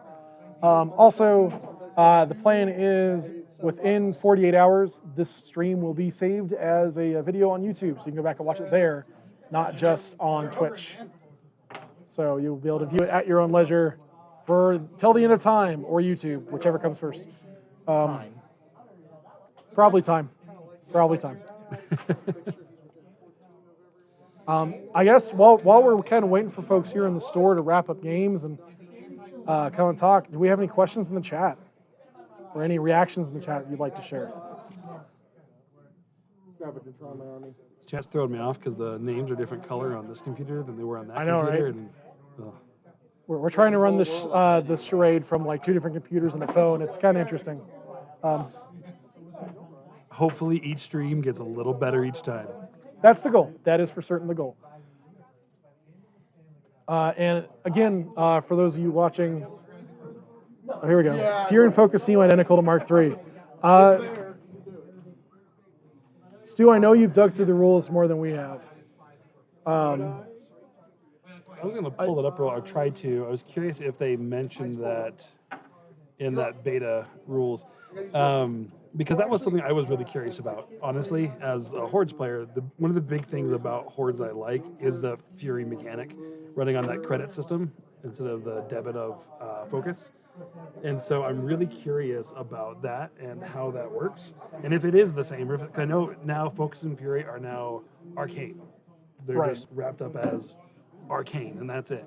So I'm curious how that actually works, because they did say that the mechanic of having war beasts would be the same. Okay, so you can run your beasts hot still, hopefully. Because they did mention threshold checks earlier. They did mention a lot of those mechanics that, as a Hordes player, I'm used to, but was a little concerned with that. I'm not gonna lie, I was a little concerned with that when I saw Focus and Fury become arcane. So remembering that this is the video, the stream itself is going to be saved, but the chat won't. So Stu's saying the Fury is exactly the same, Spirit Bond, etc., and that Focus and Fury seem identical to Mark III. If at all possible, a page number so we can review it would also be great. Is the attack stat for Beast, but I'm not sure. Yeah, well, I'm appearing at the rule book right now, just kind of taking a look to see if I can find some of those things. And one of them, I did see the Arcana stat. A measure of a model's arcane power is Arcana. Only models that can cast spells using Focus or Fury have the Arc stat. Fury is for War Beasts. Pull up a chair, take a. Okay. So Fury indicates how much a War Beast can be forced. So that is still awesome. Still sounds the same. That still sounds the exact same, which is, I think, nice. Threshold's still there, so that's definitely still a thing. Finish your game. Come talk to us about game. So we've got someone. Okay, yeah. Page no, that 39, sounds good. Thank you. So the only thing that seems missing is the stat for Beasts, but I am sure they'll have it. But thank you, Stu. Warlocks is page 39, so now we've got somewhere we can go confirm. Yeah, I haven't looked at Not that we don't trust you. We love you, chat. You're amazing. Yeah, so You all stay sexy. Threshold, they talk about page 41. So there's still Threshold, there's still Frenzy checks. So that still sounds like it's operating the same, which to me is exciting. Well, we have a page number now. We're looking at page 39. For those in our chat, thank you. We've got our players near us asking questions and whatnot. I gotta look up that one. I don't recognize what that acronym is. The A attack is, yeah, I don't know. Let me go up a page here. their attack stat. No, so. Yes, AAT, Arcane Attack. Thank you. So we have Oh, okay. Arcane Attack, Melee Attack, and Ranged Attack now. So that's another thing on there. So they replaced the Strength line with the Arcane Attack. Gotcha. So we have At, Mat, and Rat are your 3 attack stats. Oh, boy. At, Mat, Rat? I mean, that's probably a welcome change to having a Fury 5 caster that needs to hit a spell on somebody to make their plan work. Yeah, totally. Okay, cool. So that all makes sense. All right, nice. Cool. Your computer doesn't let me download this thing. Sorry? Your computer won't let me download the PDF. I've already got it downloaded. It should be in a Chrome window. Well, I have the window. It doesn't download the file. It's like scroll. Don't worry about it. It did. It's dumb. No worries. Not a problem for now. So let's see. Forcing a War Beast. Oh man, so we're even going as far as Fury manipulation is still in the game apparently. Interesting. This model is an arcane set, determines how many Fury points it can gain each turn. This model begins the game. The number of Fury points equal to its arc during control phase, the model replenishes Fury points by leeching Fury from Warbeast. So yeah, thank you, Stu, very much for pointing us in the way there. Like, everything I'm reading here, for certain, looks like it is exactly the same. Fury from one to the other. We've just, kind of like removing the name Hordes, we've removed Fury from the vernacular. And it's arcane, but you still do Fury manipulation. Yep, Power no, field I like over. that. Okay. Excellent. So Nice. Okay. power up still being there. That'll be big still for Warjacks. I'm glad to see that's still there. Oh. So I'm just curious about this. The special or the advantages tags. I was curious what they have here because there's definitely some new ones. So the ambush has a symbol now. After the first turn, yeah. So the ambush is the same. It looks like it operates the same, but it just has its own symbol now. Jack Marshall, Advanced Deploy, Amphibious, those all sound the same. Arc Node. So far, all the symbols are. Ooh, Dual Attack has a symbol now. Oh, So, there's a page for Warbeast customizations. ooh, I haven't got there yet. Oh, sorry, I'm digging into this. I know one of our players was asking a lot about Warbeast customizations. I think I'm going to get there and we're going to find out. Yeah, so on these tags, because that was one of the changes I talked about, was trying to streamline those keywords and those tags. So Dual Attack is now an icon in the front of the card. Okay. Gladiator, that's a new one. This model gains +2 on power attack damage rolls. That's cool. So Gladiator +2 to attack on power attack damage rolls and power attack collateral damage rolls. So that can be some really cool. You can build beasts around collateral damage. That takes that POW 12 up to potentially POW 14 or POW 16 if you're bigger than your target. That's really nice. Oh, weird. They have the gunfighter still in here. I wonder if that's a typo. Because they said they got rid of gunfighter. Replaced it with I pistol. speculated they did it. I don't know. Like, if you have a rifle but you were still gunfighter, that would make a degree of sense.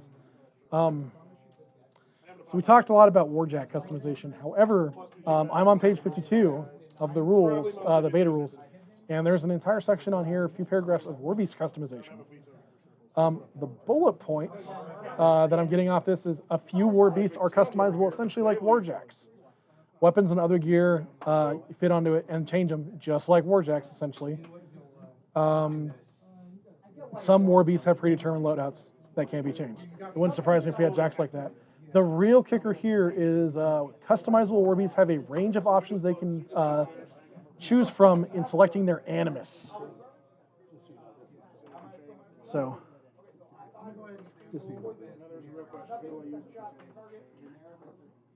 yeah. So, just again, on page 52, I'm looking at Warbeasts essentially get customizable animi if they're a customizable Warbeast. Yeah, and that is something I'm really looking forward to. I think that'll be cool. And I'm sure different armies, start saying that word, different armies will have access to different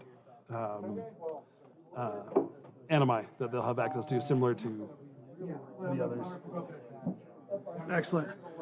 Going back to the symbols, it looks like all the power attacks now are symbols as well. And so maybe not all beasts or jacks will get all power attacks. Because now headbutt, trample, all those are now symbols that will go on the front of the card. And unstoppable is another one too. This model does not have to forfeit its combat action when it advances or is placed out of one or more enemy model's melee ranges. So that is parry, essentially. What was parry. Okay. But without forfeiting your action, as we discussed. Right.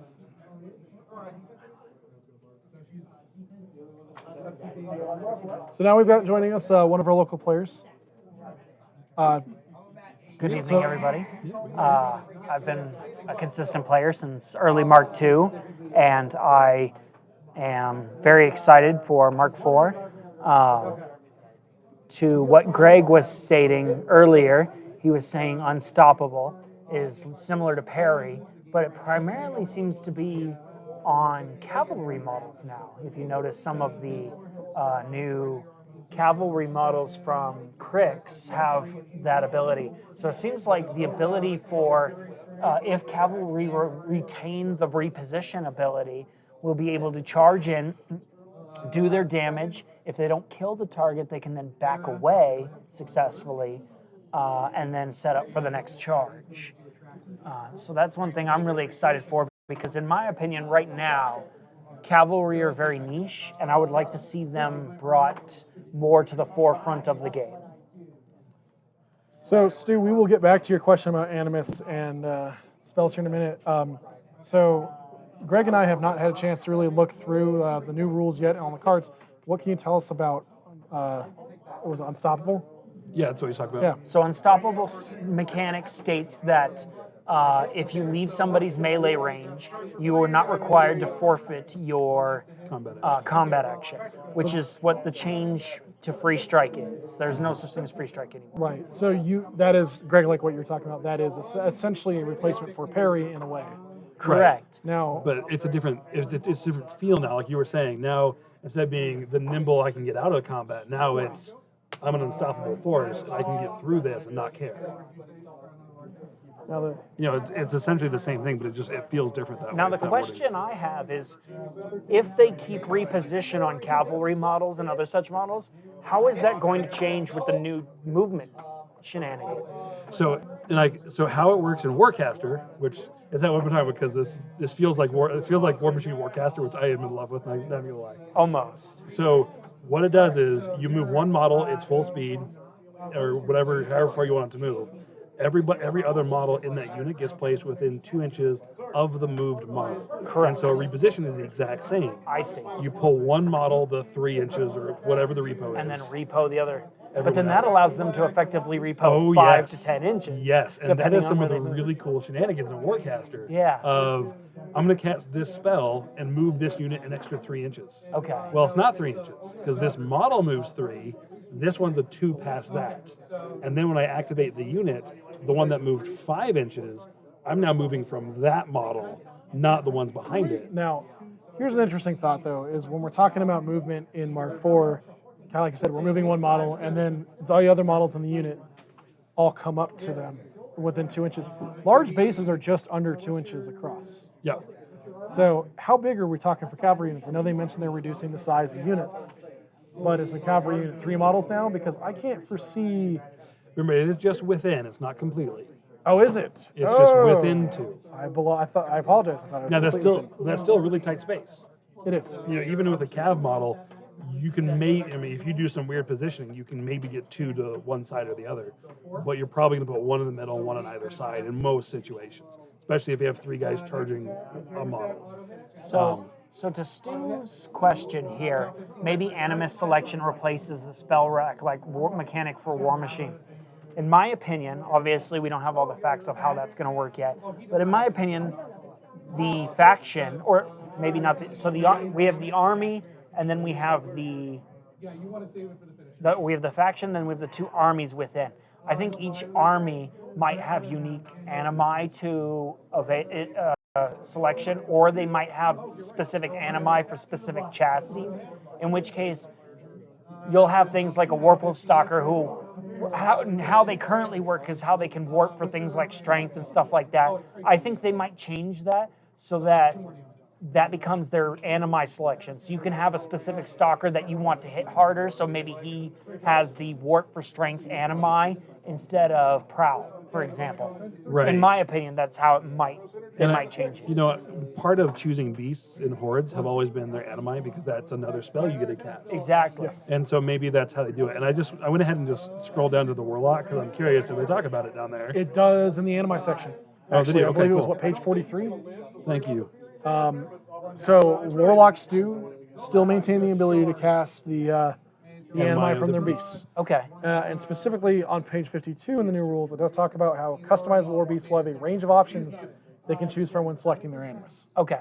So it doesn't specify in the rules if that is army specific or chassis specific, if we're talking about like a customizable war beast.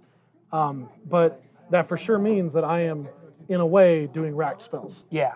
In my opinion, I think they're going to make it chassis dependent in the same way that the Warmachine models will be dependent on what heads you Or bring with maybe them. even Cortex. Yeah, Well, possibly. I guess they don't have Cortex. So. Well, so they could bind it to the spirit or the mind. Right. They could do that. They could bind that. But since I think right now if you cripple a war beast spirit, it can't force for its animus. So it would make sense for them to bind that to its animus based on the selection. So you take specific spirit attunements effectively. But I don't know. We'll see. So I think unless Privateer Press clarifies further for us though about how, with Stu's question specifically, or we finally get to see the a Mark IV Warlock-led army, I don't think we're going to know the answer. I agree. It might not be until the end of next year anyway. And I think the reason why they're not pushing any Hordes army early is I think they're having difficulty with balancing the animi selection compared to just customizing a warjack. I think that might be something they're still working on, in my opinion. We'll see. Maybe. Yeah, it definitely could be. Because I know they have. Yeah, they're just because you're not choosing your cortexes. So instead, what are you choosing? Exactly. The arms and the animi. But the real question becomes, what changes are they going to do? What changes do you think they're going to do to War Beasts explicitly for their selections? Because do you think they're going to give them multiple arms, and are we going to have to rebuy kits for entire war beasts specifically? So like maybe a feral warp wolf could bring the warp sword, the stalker sword, or perhaps it brings a flail specifically to deal with specific targets or something. I highly doubt they're going to sell kits for old models.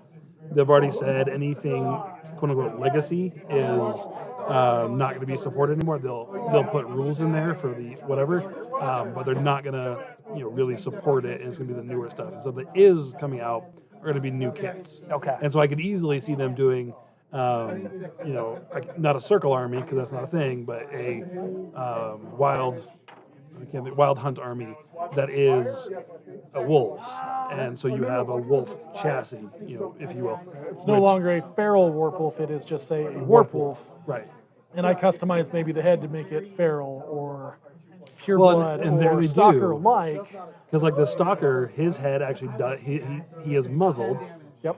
He doesn't get a bite. He only gets the claw and the sword. But the pureblood also has the spray. Exactly. And now that they have dual attack, I think that'll really increase the purebloods. A lot of war beasts and warjacks value in specific armies. Well, I think of almost every case where there's a warjack or a war beast that has a range and a melee weapon. They're very prevalent in some factions. You see them a lot in Khador. You see them fairly significantly in Trolls. Behemoth. I think, in my opinion... I'm over here smiling for the chat, as someone who's just getting into Khador. In my opinion, I think that makes... So I play Convergence quite a bit, and in Convergence we have a warjack called the Monitor, and I think that made the Monitor possibly one of our best jacks. I think the Cypher... Did the Cypher already have dual attack? No, but its ranged attacks weren't really worth using, is the problem. However, with the change to how templates work, we'll see what they do to the Cypher. Because the Cypher had a blast damage like AoE, that now it could just do blast damage to everybody, and instead of it actually targeting a model and I'm only hitting one or two, I'm hitting a handful of models in the unit. Sorry, I was just looking at the army construction flow chart, which is not a flow chart, it's just 6 steps. But that's a different story. Do I have a Force org chart in there? So they actually say step 1, choose your faction, which I was not expecting to see that word in here. So they still say step 1, choose your faction, Signar, whatever. Step 2 is choose your army within the faction. So I don't even know why they even have a step 1. Should just go straight to step 2. But whatever. Well, so it clarifies the step 2. When playing in Unlimited, you have the option to choose custom army, which allows you to build an army from all available legacy models of the faction. I guess that, yeah. Which is the not theme. So I would imagine a lot of that has to do with the fact that right now there's not armies per se in factions. Right. At least that we're aware of. I know they have army. They have a army for Crix, and I know they have an army for Menoth for demo armies. But we'll see if that continues. So earlier on that page, I was looking at the battle sizes, And there's some other limitations or requirements on there, I should say. Yes, that's something they talked about with the Don't Panic. I must have missed that. We're looking specifically at page 50 in the beta rules. If folks want. Hello, would you like to talk about Stalin? We didn't really land on the moon. Excellent. It's another one of our local players. We love him for his bike shorts. But yeah, again, we're looking at page 50 specifically for those of you following along at home. So skirmishes are 50 points, pitch battles are 75, and grand melees are 100. I did talk about in the Don't Panic update, like how there would be limitations for each. And so, like for instance, the skirmish, it talks about your commander's battle group must include at least one warjack or warbeast. Battle engines, colossals, and gargantuans are not allowed in skirmish scale games. So huge size bases. So skirmish sounds like Brawlmachine. It does sound like Brawlmachine effectively. Pitched battle, you have to have at least 2 warjacks or warbeasts, and in grand melee, your commander's battle group must include at least 3. So interestingly enough, there is a minimum number of warjacks and warbeasts you have to include based on point size. Right. That's kind of a different takeaway. Totally. Interesting. So I think about, say, for instance, Brawlmachine games now, where almost all your battle group points are in one. Well, I think it's warbeast. interesting that they're not real. It seems like they are trying to drop the lower point games, like saying that they only support 50. I mean, I understand that Brawlmachine is a secondary product and not really officially it's supported not, right. by private tier press, The but scale is another thing on here, though, because the new casters don't come with allotted battle or command points. So a caster doesn't, you don't get a free 28, 30 points to your army. okay. So your army just absorbs that.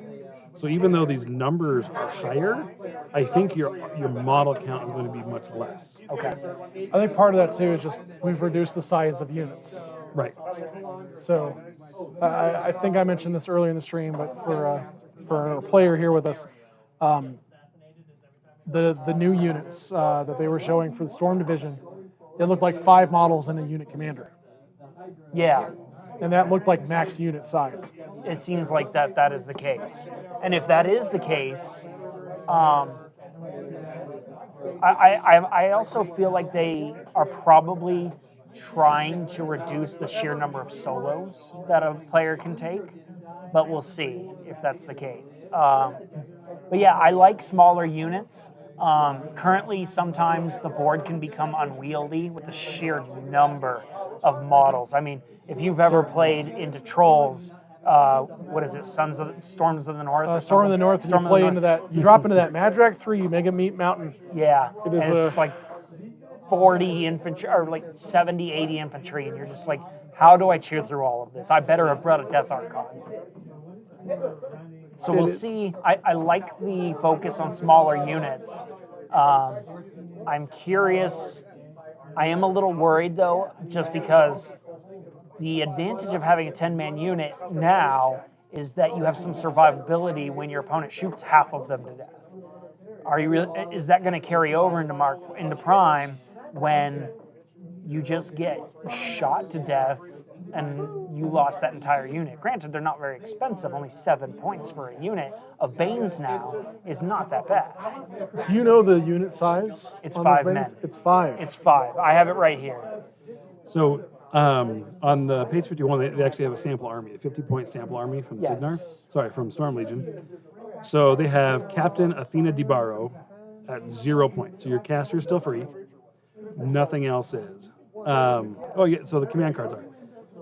Well, I guess they said some command cards are free, other command cards would cost. There was, I believe, the basic set of command cards that everyone will get Free. that are free, or every army will have is free. And then there will be army-specific ones That might cost. that might cost more. So in this 50-point army, Captain Athena DiBaro has 1 Courser Warjack with a head, a storm thrower, and a shield, and that costs 9 points.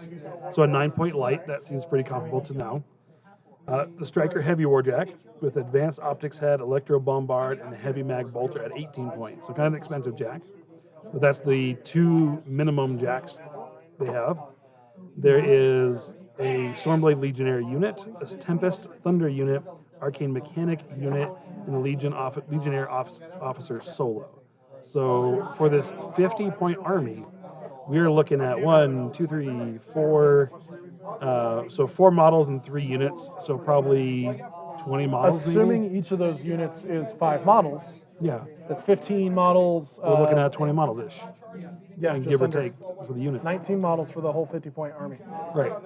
Now, to be fair, a 50-point model, a skirmish size is the smallest that we're talking about. Sure. But you go up to 75 points. If you bring another jack, another heavy, you're probably looking at 15-ish points for a heavy, 15 to 20. I seem to recall one thing that they mentioned in their Don't Panic update is how their starter boxes are going to scale. Like Right. a starter box arm for an army will bring you to 50 points with a few options. And that's the key with up. And then they were mentioning how it's really only a unit and a warjack, or just a warjack potentially takes you up to the next bump at 75, and same up to 100. Right. And I think that's, again, with those options, because like that Striker Warjack, in this army list, it's 18 points. I haven't seen the options, but if we change those options around, it could drop lower or could go much higher. So I could realistically see Warjacks, if you pick the heavy options, a Warjack going to 25 points or Right. more. So it looks like, so I've pulled up the cards for people who can't see, but the Bane Knights are a 5-man unit for 7 points, and then obviously you can take the officers for them. They have listings for Bane Knight officers and the unit attachment with the flag. But the question becomes, so that would probably put a unit, if you were to go full on with it. So that's 6 points. 6 models. So the Bane Knight officer and standard is for, so the Bane Warrior officer and Right, standard. they're the same unit size, though. I was just giving you a comparison. So if you had a 5-man unit with the Bane Warrior and Officer Standard, you'd have 7 models. And now that unit cohesion is not a thing with command ranges, it's going to be interesting. And it's nice that they grant them a lot of new and unique, interesting abilities. So if you need a bare minimum unit for 7 points, you could just take the bare minimum unit 7 points. But if you want to power them up and make them a tool to do something, the officers give them ghostly. Well, they gain ghostly granted anyway. inspiration, which gives them the +1 to hit, which makes them more efficient, and then it gives them rise and take, and then it obviously has take up, which is not really anything new, but the +1 to hit makes them 7 or 8, I think. 7. So. You're not quite there. You gotta. No, he was. he was. Oh. It's just a few seconds behind. That's right. That was our one of our locals. For those of you that are watching, we love him mostly. Most. Oh, there's All right, so I've gone ahead and switched the sharing. We've been What's sharing really an empty table. interesting, though- So now I'm sharing the PDF of the rules so people can see what we're looking at. Thank you. What's really interesting is if you notice, But we the officer has 5 wounds now.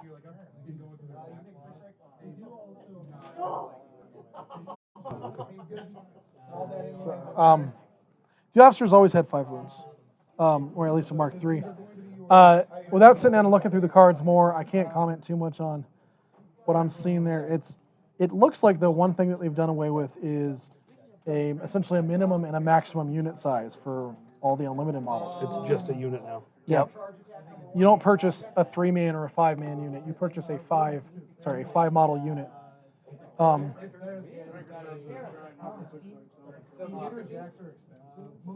Oh, and so I am seeing,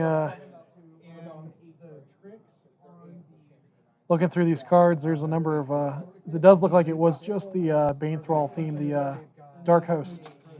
One thing I was a little confused by was when they stated that with the new no free strike rules, they stated that they were trying to make the game seem less fiddly, in that some people were trying to avoid a melee range and go around something without taking the free Right. strike. which granted doesn't happen now if you charge through somebody's melee range, but if you start in their melee range, you're still going to be in that fiddly situation where you're trying to avoid leaving that melee range and forfeiting your combat action. Well, it's So less it seems like fiddly. it's only removing the fiddliness of the charge or direct movement across somebody's melee range. Maybe, and I need to check I'll need to really dive through these rules and look Because at that. it states that you only have to forfeit your combat action if you start in melee with them and leave their melee range. Right, but then what we have to look at, and this is what I need to look at the rules for, is how that combines with the movement rules. Right. Because and this is something I do in, well, Warcraft doesn't have that, but if the model that I move is outside of combat range, if I move that model And the other models within 2 inches. just get placed, how does that interact? Exactly. Are we looking at every model that leaves one? What if or your just opponent the one has we moved? let's say for argument's sake, your opponent has a 4-inch melee range and your entire unit's in that melee range, except for the leader. And you move that leader and the entire unit leaves melee range. Do they then all have to forfeit their combat action? That's the real Right. question. So I got the rules here. I'm gonna try and move this over to. It seems like the new placement movement effects really hurt some of the zone control that some models can exert, in my opinion. But we'll have to see how it plays Well, I out. think Unstoppable will be a big part of that. Yeah, but how many Banes don't have Unstoppable, They so do what are not. we going to do? As a quick side note, as a Crix player, I was looking at Ghostly, which now works exactly how every player ever thought it worked. I now move through terrain and models. Ooh, look at that. But because free strikes aren't a thing anymore, you don't ignore free strikes. Ghostly also doesn't clarify that you can leave a model's melee range and have not forfeit your combat action. So it works exactly the same way as Incorporeal now. As long as you're not in their melee range to start, you can just move through the model with no penalty. Well, you can still move through the model with Ghostly. However, I am still forfeiting a combat action if I You are started in your not. melee range. You are not. It's only if you start in melee. That's what I'm saying. Yes. Yes. Yes. If you start, but if you're making a charge through another model and you didn't start in their melee range, Ghostly is now effectively Incorporeal. So did they remove Incorporeal? I don't That's know. the question. I don't think they There did. are. I have access to the cards over here thanks to our They're also, gamer's phone. on that PDF. They're on there as well. They are. So I was looking at the unit movement because that's what I was curious about looking there. Incorporeal is definitely still around. Okay. So what changed about Incorporeal? Is it still just you don't take melee damage from non-magical sources? And if that's the case, that's really the only benefit you have outside of, as opposed to Ghostly. It's a good question. So that becomes the real question. So when I was looking at the movement here, back to what we were talking about earlier, sorry, it specifically says the movement we're talking about, where one model moves and they're placed within two, that a unit movement only applies to normal movement and does not apply when models move for any other reason, such as when moving as a result of the reposition. So that is a little different. All right. Okay, so if you repo a unit, then all the models, you still move all the models as if Maybe. it were traditional. Well, I'll have to read repo, but that's what it sounds like. Okay, perhaps. Okay. So yeah, when models in the unit move for any other reason, move the models individually as normal. So yeah, if they have a 3-inch repo, all of them just move their 3 inches. So reposition.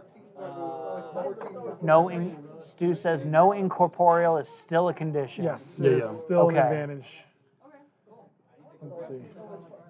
I'm sure incorporeal models still also are not affected by status effects like conditions, like fire, things of that I'm nature. getting there. We are on page 8, it looks like, of the rule book. Incorporeal, this model roams the battlefield in spectral form. And it refers me to page 46. Privateer Press, if I can make one ask of you between now and when you release your edition, don't do that. Please, for the love of God, do not make me reference multiple pages for the same rule. Well, I hopefully, stopped playing Infinity for that reason. hopefully, if their app is as good as they say it is, which it's private I to press doubt out, it. Fingers crossed. right? If it's a PDF, We are in no way endorsed by Privateer Press. We'd like it, though. If it is, well, hopefully it's not a PDF because their PDF That was viewer bad. is absolutely That was atrocious. atrocious. But it'd be nice to just, tap that and corporal. What does that mean? Click, oh, it means this. And hopefully, if it doesn't take you there, hopefully it's just a pop-up of like, hey, incorporal's this. But Here who we knows? go. Now on page 47, because it starts on page 46, the actual rule's on 47. An incorporeal model does not count as intervening model. An incorporeal model is immune to continuous effects and non-magical damage. An incorporeal model cannot be moved by a push, slam, or throw. So being incorporeal doesn't protect you from the not free strikes of starting inside of someone's melee range. Huh. They're still having to forfeit your action. Yes. So it's similar to Ghostly, except you're not there for the purposes of other things trying to move Correct. through you. Not only can I move through you, but other stuff can move through you. Okay. So that's an interesting caveat. And I mean, Or that's, wait. So the next paragraph, engaging and disengaging with a weird capitalization Oh, in yes. corporal models. First sentence. I The corporal see. model does not have to forfeit its combat Oh, action. excellent. I'm glad you read because I didn't read the. I believe there's an acronym to describe what I just did. We're just going to leave it that. Yes. So, Read the card or something? yes.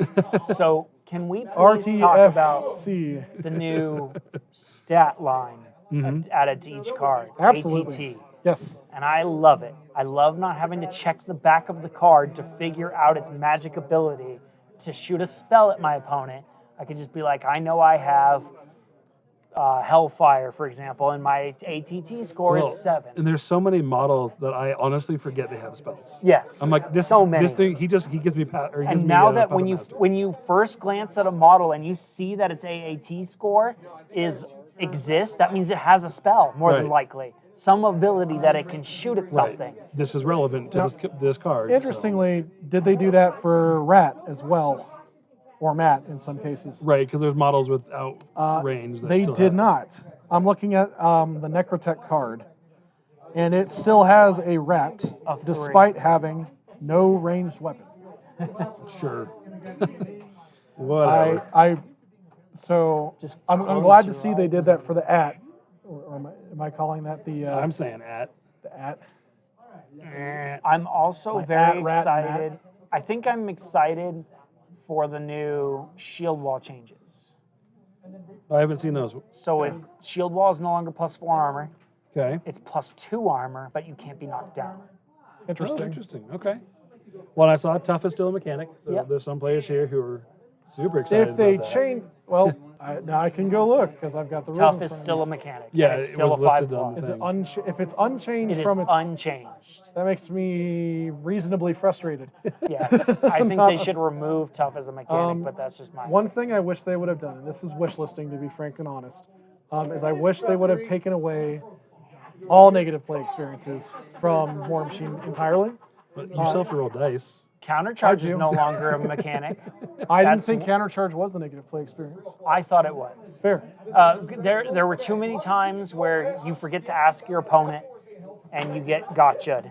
So removing gotchas from the game, I think, is important. And to that note, I do think that's fair. Yeah. But very specifically, what I was thinking of was Starcrossed, or any effect where I am essentially taking away from or adding to your dice pool to make it harder to hit. The Not- Starcross skew is so bad. Starcrossed in particular, And it is a really nasty. very feel bad mechanic. And Tough. Tough was the other big one that I wish they would have gotten rid of. However, I like Tough, but I'm a pig player. well, again, this was wish listing. I wish that Tough would have just added more boxes, or it would have just been they live the first time every round they get reduced to 0 damage, regardless of whether or not they're knocked down. Take that random element out. That's why I was upset about the new crit that they're talking about, adding more crits. Don't get me wrong, I understand that this is a dice game. War games in general involve dice because you do need that random element of luck. But I wish they would have downplayed the spike elements, like crit effects, like rolling a bunch of tough rolls in a row, or failing to. Yeah, now they're adding more crit effects. Yes. They've explicitly stated that they like the explosive nature of random effects. So I didn't. After they stated that in their recent press release, I did not. I knew immediately that Tough would not be removed from the game. Well, and I'm really curious about what those, we mentioned this earlier, where those crits are going. Is it the crit effects we already know? Crit fire, crit knockdown. Something crit tells me smite, they're going to be adding some new ones. which I really hope they do. Because if there is something like that, I want them to add something cool with it. And Yeah. it doesn't have to be huge, nothing game breaking, but I would like to be excited about when I roll a crit. I'm like, oh, you're on fire. Cool. Yeah. It I also like that doesn't they've matter. changed immunity to things is no longer you're just straight immune to Yes, it. the resistance, It's now yeah. effectively an impervious flesh roll for that. So, for example, if you're immune to fire, you just take 1 dice on that fire check instead of the 2 dice. It's the alchemical treatment that the Crucible Guard Jacks has. Exactly. I like that change because I can't tell you how many times in Rocky Mountain Rumble when I was playing Crucible Guard, my opponent would be shooting at my Crucible Guard assault troopers. I'd be like, with his Legion piece that are all fire damage, and I'm just like, good for you. You're wasting your dice rolls. I like that change. And so I was, to go on something we talked about earlier, I went back to look at the terrain types and look at the hills, and they're exactly what I thought they'd be. So if you have higher elevation, regardless, just +2 defense. You just have concealment, cover, whatever they're calling it. It's just +2 defense, just flat. So yes, you can have hills. Those are cool. I know many people who are as excited as I am about it. What's up? I'll pass this over to you then. We're swapping out one of our speakers.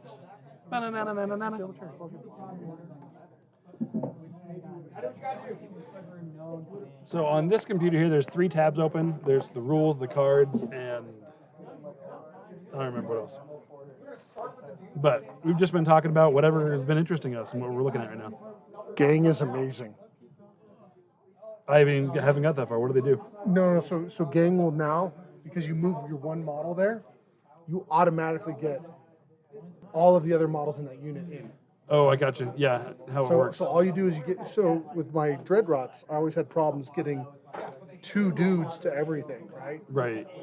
Now I get 1 guy there, and I immediately get the 2nd guy there. Yeah. Or if you have a big heavy, right? So think about like Dreadrots underneath Heritage are hitting somewhere around 15, potentially 17 if they got the Arcana out. Yeah. So 17 Weapon Masters, and I assume the unit is going to go down to 5, but I can put all 5 on whatever one of them can get to, pick up a Colossal. Well, and with the movement rules, you can actually get through things too. Yeah. So you can run through a melee range to get to. Well, they have behind Ghostly ones. anyway. Oh, okay. Yeah. Now, do you think the addition of dual attack to all War Beasts and Warjacks will effectively make War Beasts and Warjacks that don't have a ranged attack not worth taking? So I think that's the benefit of the new rules of the modularity of Warjacks. But for example, like many War Beasts, for example, the Skinned monsters don't have a ranged attack. But he might. They could change. Yeah, they could change them. But are they going to modulate? Do you think they're going to modulate anything from Grimkin? I guess this becomes the question. Not for 2 years. Well, nothing passed. Yeah, anything that's out now won't. I think There might be a new There's beast. going to be a Well, new. maybe they give there's them gonna be like a new version of Skin and screaming Bones. souls shot or something, like unleashes the souls writhing in his skin at you Yeah. or something. Or Yeah. they can always introduce non-model aesthetics that will allow you to unleash a ranged attack. But I doubt they're going to. I don't think it's worth doing, in my opinion. I don't know. So I see like Warp Wolves turning into wolves, Right. and then you're going to have Yeah, you could The go ability to do feral a and howl. pure You're blood. gonna have wolves. You're gonna have wolves. yeah. But like Warp Wolves will have like, you'll have one with a sword, Right. one with a howl, one with a Right. You swap the muzzle head, and that gives you Yeah, costs the 0 head. points. You get a bite head that costs you 2 points. You get a spray head costs you 3 points. I don't know. exactly. So now you have a stalker with the pure blood howl. Oh god. I really so like good. the addition of the 5 cards hands. I think it will The mini allow feats. you to even out matchups that you just don't want to sit across from. Well, Like, yeah, for example, but you're supposed Grimkin to- has a difficulty with tough. Now you can just take a card that says this unit now has grievous wounds. Right. And being able to shut down all tough with that unit is pretty brutal. I think that's going to change a My lot of death knell matchups. shuts down tough pretty good when I really need it. Yeah, but being Well, able to be yeah. like, I need this unit of dreadnoughts to get stuck in this turn, and I need to remove tough. You can just play that card and say those dreadrots now have. Dreadrots have bagmen. They don't That give- doesn't ignore All right, tough. forget your dreadnoughts. So, I guess the point is big is regardless of your army, you can build with those 5 mini feats. You can build, what question do I not answer? Here's how I can answer these. Yeah.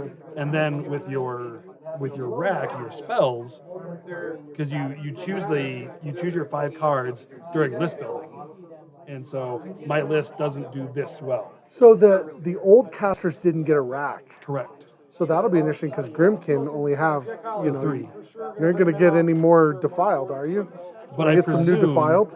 I presume all of the Arcana in their current state are stronger than those 5 will be, because those 5 were like this unit gets Yeah, no, powerful Arcana charge. are super powerful. Yeah.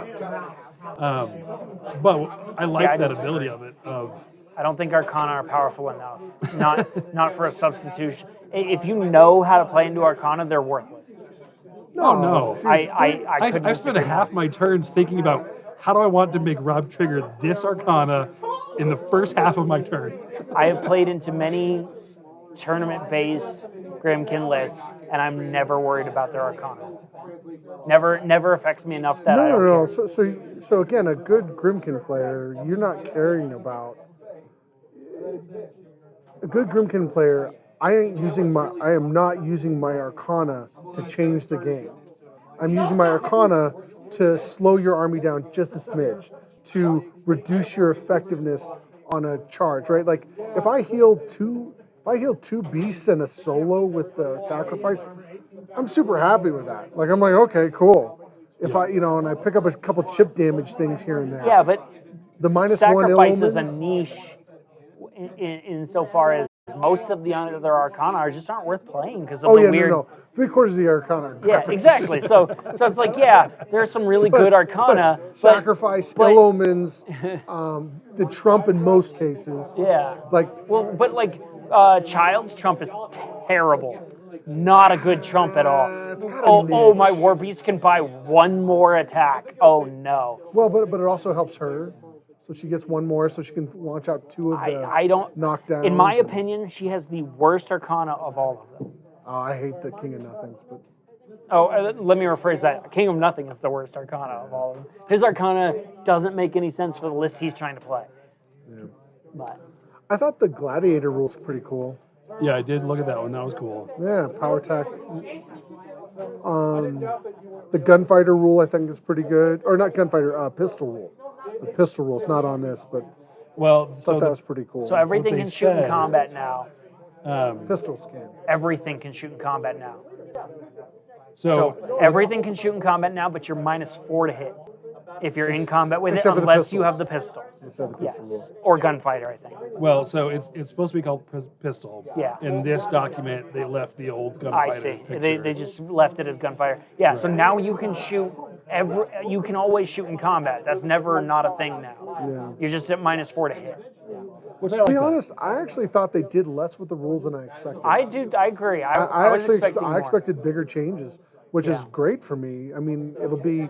I like.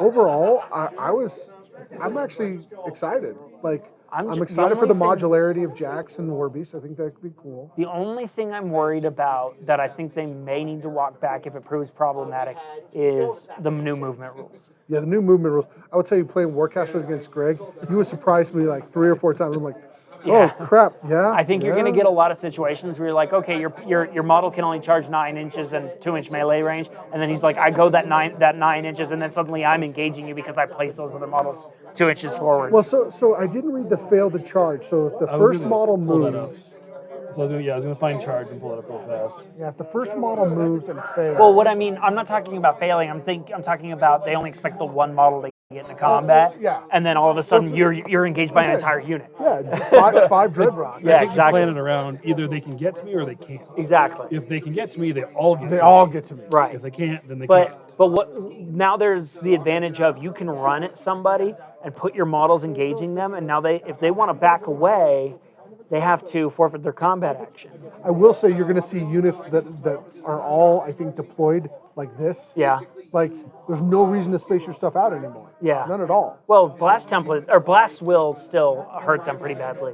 No, I don't think so. The way did I read the blast rules wrong? If it's a blast 1, the first model within 1 inch takes the blast rules. It's not Yeah, all models within 1 inch. but with right? units only at 5 men now. It works like Warcaster. So yeah. Yeah. The first 2 models within 2 inches. Yeah, so you just run in a clump of 5 dudes. And maybe you spread out a little bit to increase how much your threat range I'm is. just worried about the fact that units are like 5 with full UA, maybe 7 to 8 models now.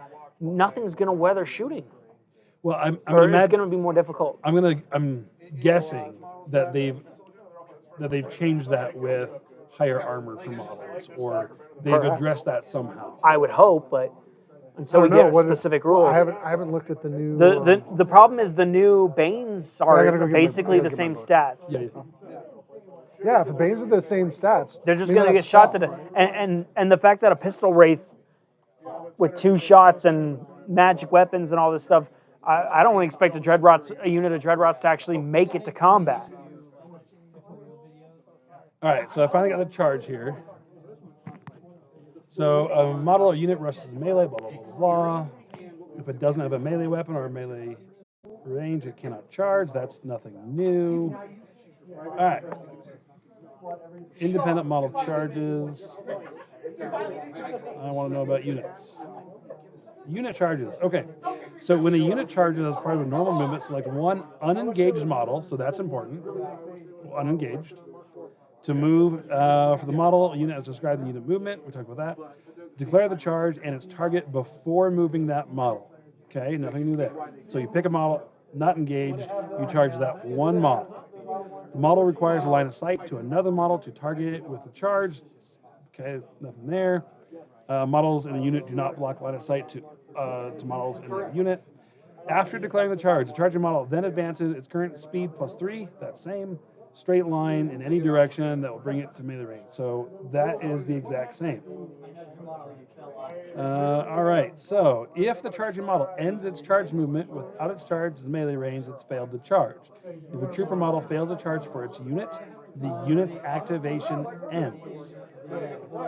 So does that mean the rest of the models don't move?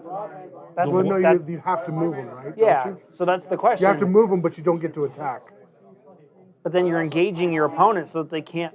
I mean, I guess that's just traditional jam, but Well, okay, so I skipped a little bit there because I was curious about the charge. So you can end this movement at any time. The charging model stops, contacts a model, blah, blah, blah. That's nothing new. If the model contacts another model, obstacle obstruction. Okay, so after the charging model completes its charge movement, place the other troopers in its unit within 2 inches of that model as normal. Troopers in the unit engaging enemy models must use their combat actions to make either initial melee attacks or a special attack with a melee weapon. Troopers in the unit without an enemy model in the melee range must forfeit their combat action this turn. If the charging model advanced at least 3 inches during its charge movement, the first attack with a melee weapon made by each model in the unit's activation targeting a model unit engaged by the charging model are charge attacks. If it hits, damage boosted. So that is something I was curious about before that just got answered. So I declare my charge. When I place the other models, they do not have to charge the same target. They can charge anyone as long as I am within 2 inches of that first model. The first model. They can still charge, still get a boosted attack. Totally fine. And because line of sight and facing is not a thing, well, line of sight, but because facing is not a thing, your game kicks off super easy. that's also going to be an interesting situation. Now that facing is no longer a thing, trying to get something in the back arc to contest. Well, so trying to get something traditionally in the back arc to contest a flag or something that and keep it safe was a valid tactic before, but now you're not going to be able to do that. Your opponent can just turn and destroy it with a charge attack. So I think they're going to have to reconsider how certain solos work in certain scenarios. Did you guys see the new blast damage rules? I like that blast is no longer half damage. It's now got its own separate stat, and I really like that. Well, that streamlines it. Gets rid of a lot of the other rules like high explosive and things. Yeah. It's just another. I think it makes it a little cleaner. It also, in my opinion, is going to make them better. So, like, half strength, 1 point of strength doesn't seem like a lot, but it is. Right. And I also like that they removed strength as a stat. I think that was... They have that unit charges written a little bit bad. Yeah, I agree. They I need to think rework the because wording. it's not of it. perfectly clear that the other guys move with him. I'm pretty sure their intention is you move the charging model, Yeah. you move all of the other models Within 2 of him. within 2 inches of him. If he didn't make it to melee, You don't get to make the that. entire unit's activation ends. Yeah. Well, and that's what I'm curious about because the way I'm reading is if a trooper model fails its charge, which is that, the unit activation ends. Because only the first model makes that movement charge. Everybody else is placed over there. And so if that first one fails, its activation ends. Does it end before you place all the others? That's what I think they've written it poorly because the way that they've written it right now, I actually think that guy's just out by himself and the unit stays back. That'd be a run then, not a charge. Which, I mean, there were cases why you would do that. It's less than a run. Right. But I mean, effectively, that's a run. That's a run order. Actually, you know what? It's a way for you to throw one model out in the middle of his army without throwing the rest of your army. Yeah, out. if that is how it is. In chat, charge! You first, Doug. Doug is dead. What a moron. I like Doug. Well, Hey Doug, there's a flag over there. Go charge at it. Run? You want me to run? No, charge. That's one thing I've always really liked about a lot of the movements and stuff is just some of those weird shenanigans that you can get going on that. So I'm curious what the actual ruling is on that one, and if it is one model charges, fails, and The he's whole out in unit the win. activation ends. You got one dude out by himself, but then the unit's safe. Right-ish. Well, I mean, he's not blocking. He's blocking. So yeah, it's a way of blocking. You can run past him if he's not engaging. Well, and he is not engaging, right? he Because failed. otherwise he would have successfully charged. Right. So you can run right past him without free strikes, so that's not a thing. So that's interesting.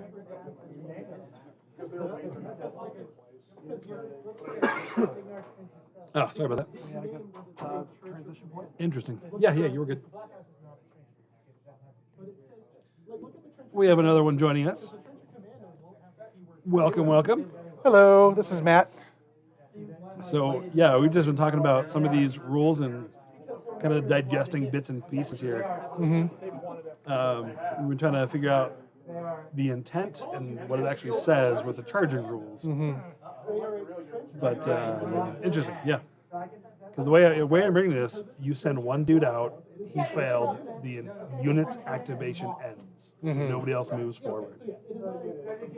Interesting. I know that our new guests wanted to talk more about like just general reactions. Yeah, go for it, Yeah. man. Well, so coming from just a little bit of background on myself, I'm a relatively new player. I started playing in Mark 1, and I've been away for about a decade.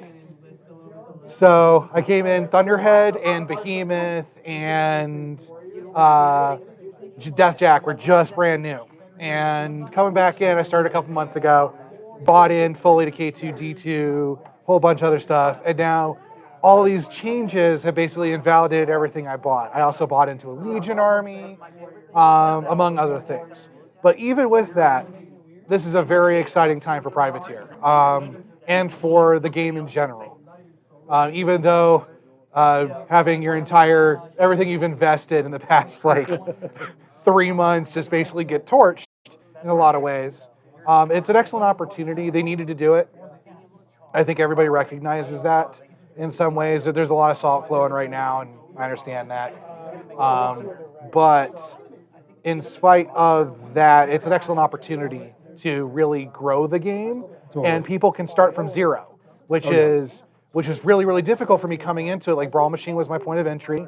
I have probably 20 plus games of Brawl in 2 factions under my belt right now. But there's a high variability of cost per faction getting involved in Warmachine in Mark III.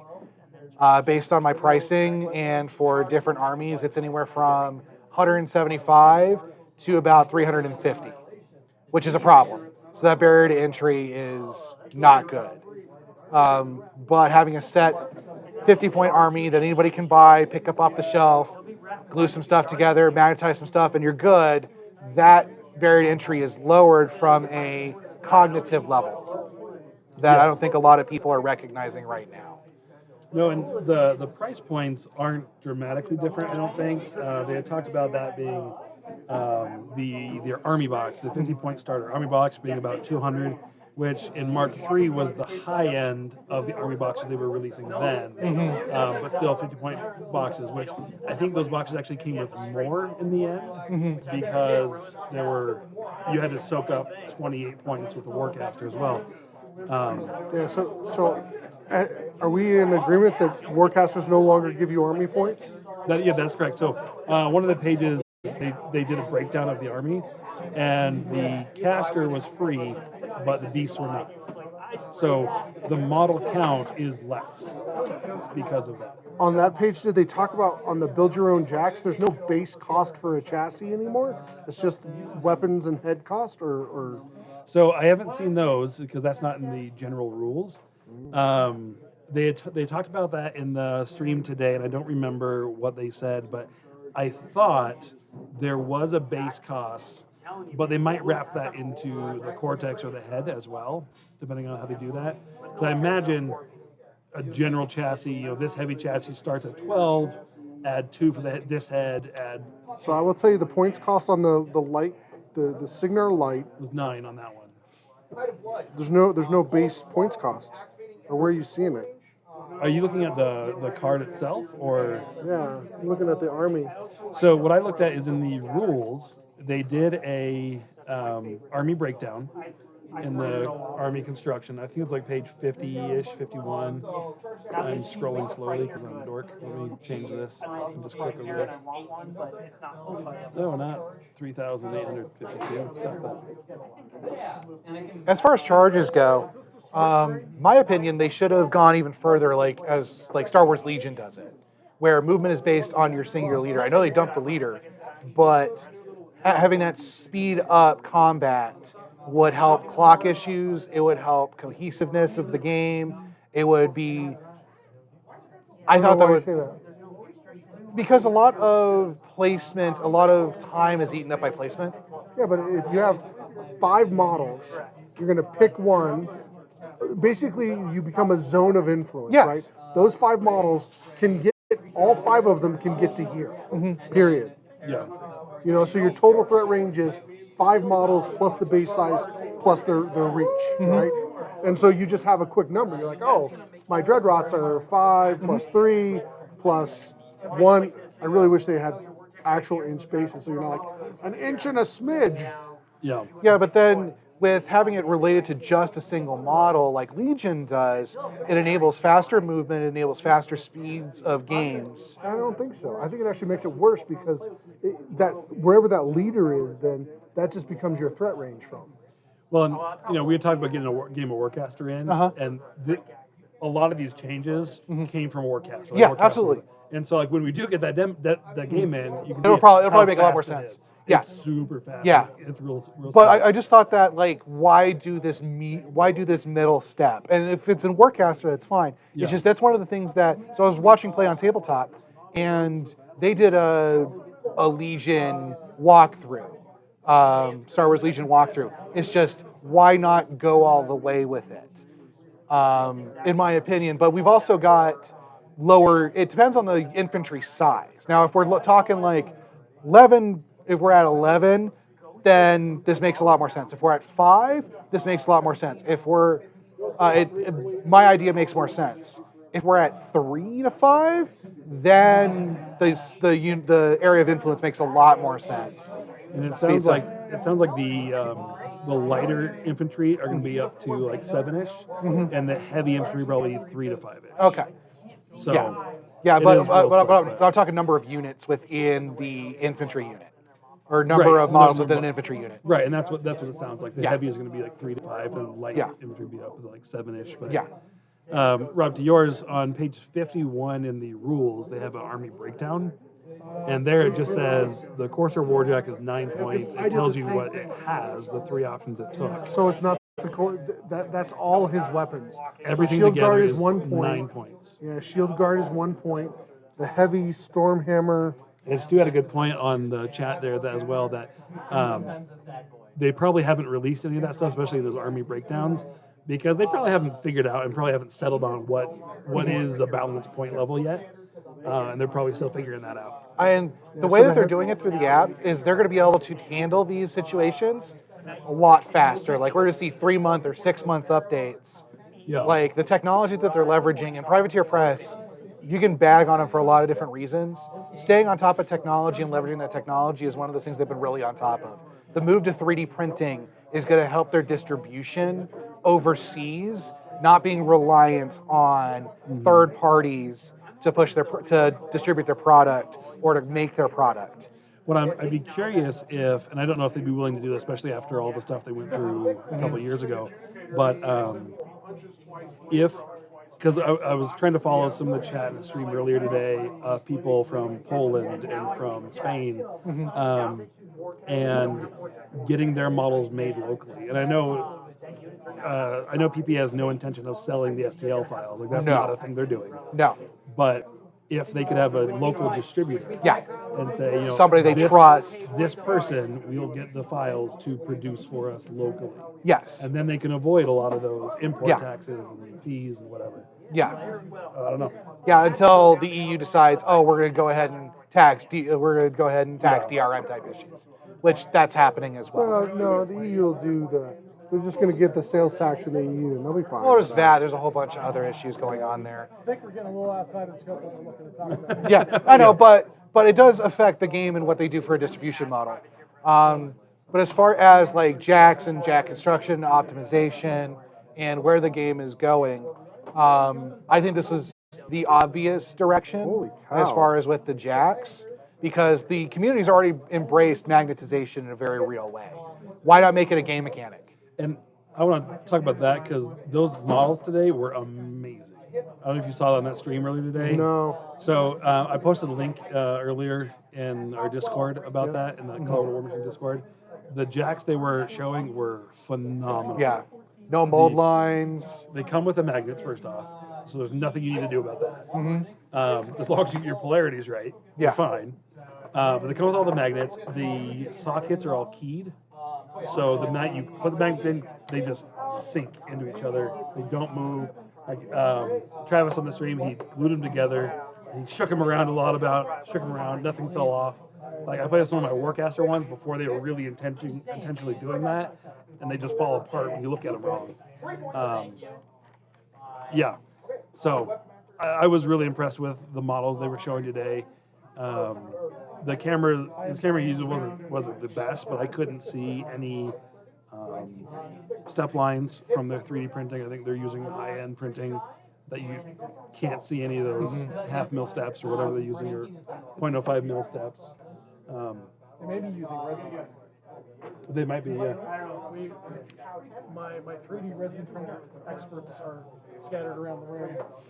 I don't know if commercial resin printing, like is Project Press resin printing, or are they using? But to tone down the hype a little bit from a overall meta perspective, I'm really concerned about Rhett basically being wrecked, Menoth being wrecked from a prime perspective. I think it's going to be 2 to 3 years for them to get all of the factions up and going. And I've gone through this on a Discord. Like I'm a long time Magic the Gathering player. Did semi-competitive, semi-pro stuff. I can see this going the way of Magic Legacy, where they have there's a format, they sort of pay attention to it, but their focus will be elsewhere. See, I think I don't think so. To be honest, I think Warmachine is it's a competitive game. If you want beautiful models, you go to GW. If you want a good, well-balanced game, you come to Privateer Press. No one's going to play Unlimited in 2 years. Yeah. I don't know. I mean, those models are pretty awesome. Like GW has some great Mulligan models, but I think they're catching up. Yeah, but Their line is much smaller. It's a much smaller product line. Yeah, but I think that they're going to drop all of the old models out of Prime 2 years after Hordes is fully implemented.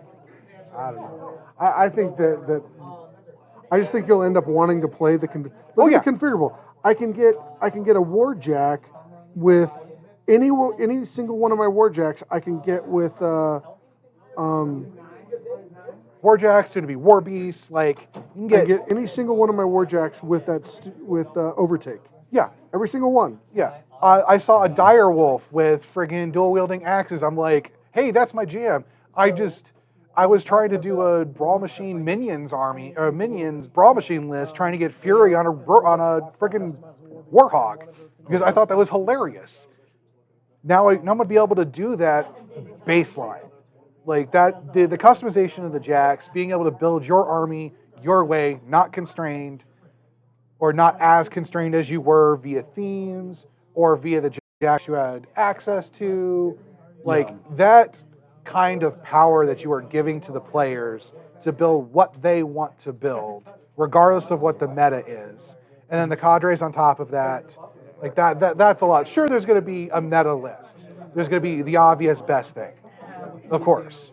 But as long as they give enough models that people have invested in, like for me, my pet jack is Behemoth. If Behemoth is available and I can use Behemoth in Prime for a period of time, I think you'll be able to use Behemoth forever. Yeah, it's the art design on it matches the Great Bear. Well, that's it. I think Behemoth will be there he'll be in a cadre, just like Warcast. Right. Yeah, he'll be in a cadre, but certain other jacks won't be. You might have to take him with something. But Yeah, you'll probably take him to Mana Wars or whatever the equivalent is. Like Armor Core will probably be cinched into a cadre. We'll see if I actually buy any Mana War because that got kicked in the head. Thank God I didn't buy that. I almost spent $800 on a Mana War army. I was like 4 weeks out from that. Yeah. I'm glad we got this You news can now. buy my Cricks now.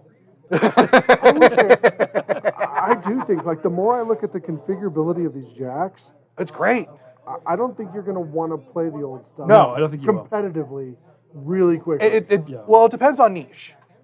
It depends on if, like, a Devastator, for Now, if you want to instance. win. Well, I mean, look at a Devastator and what it brings to the table. Yeah, but I can produce a better Devastator. Right. You can build one. Oh, you can build a better Devastator now? Oh, yeah. Okay. Yeah. Easy.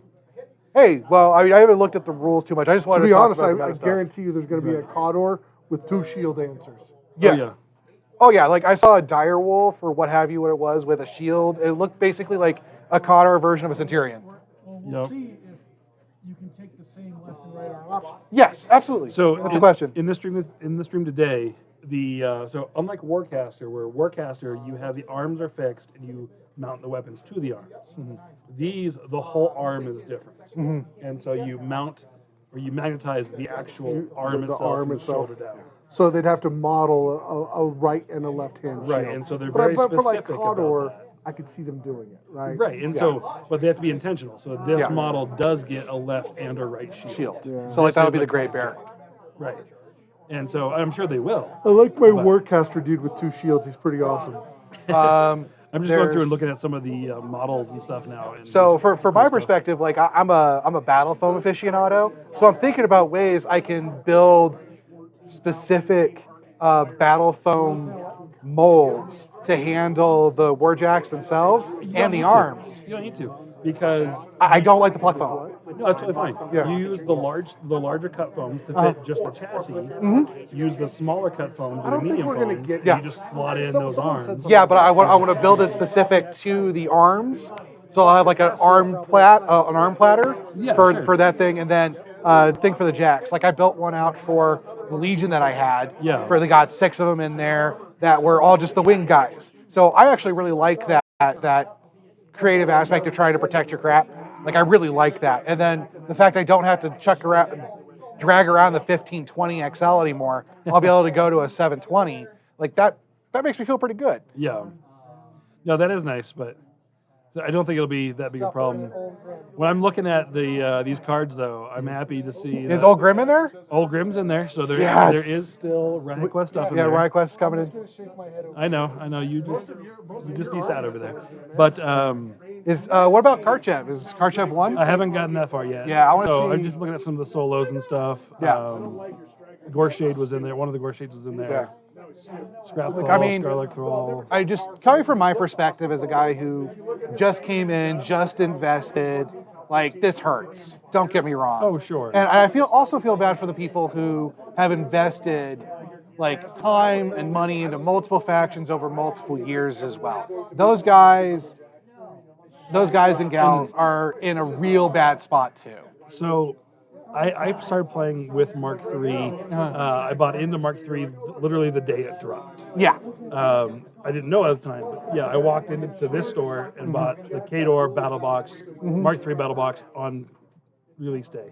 Yeah. Since then, I have owned half of Khador. I have owned.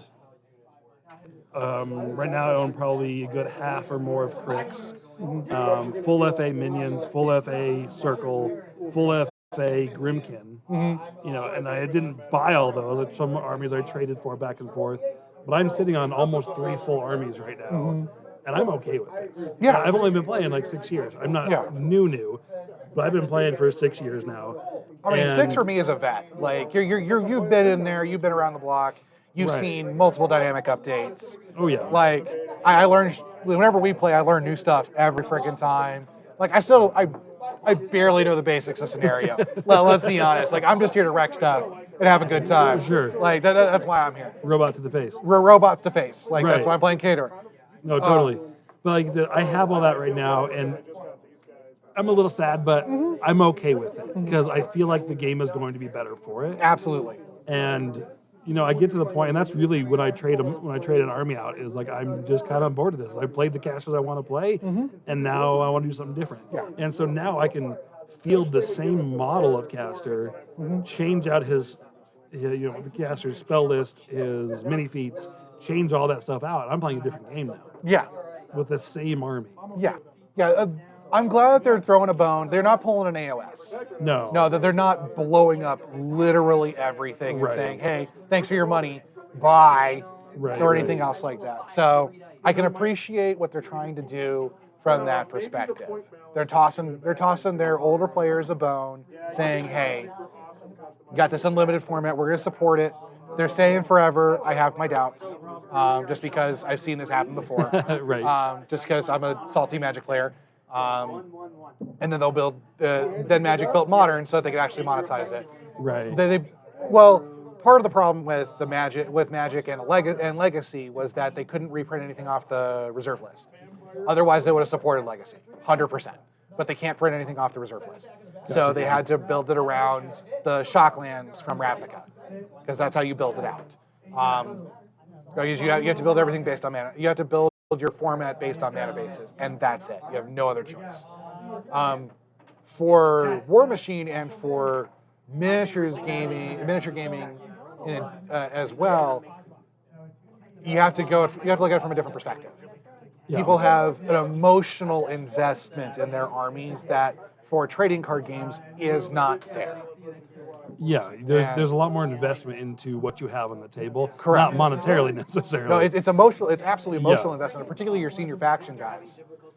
Like the people who have invested their time and energy into paying their single faction. Oh, the hobby, the people who play for the hobby Yeah. and enjoy that aspect, absolutely. Yeah. And that's one thing I was looking at is, even though I've been trying to, get my Crix army off, I don't know if I want to anymore. Yeah. Because I'm like, if someone offered me, sure, maybe, but it's my third army, but at the same time, they're still really awesome models. Oh, yeah. I'm going to put them on the table when I play D&D because Oh yeah.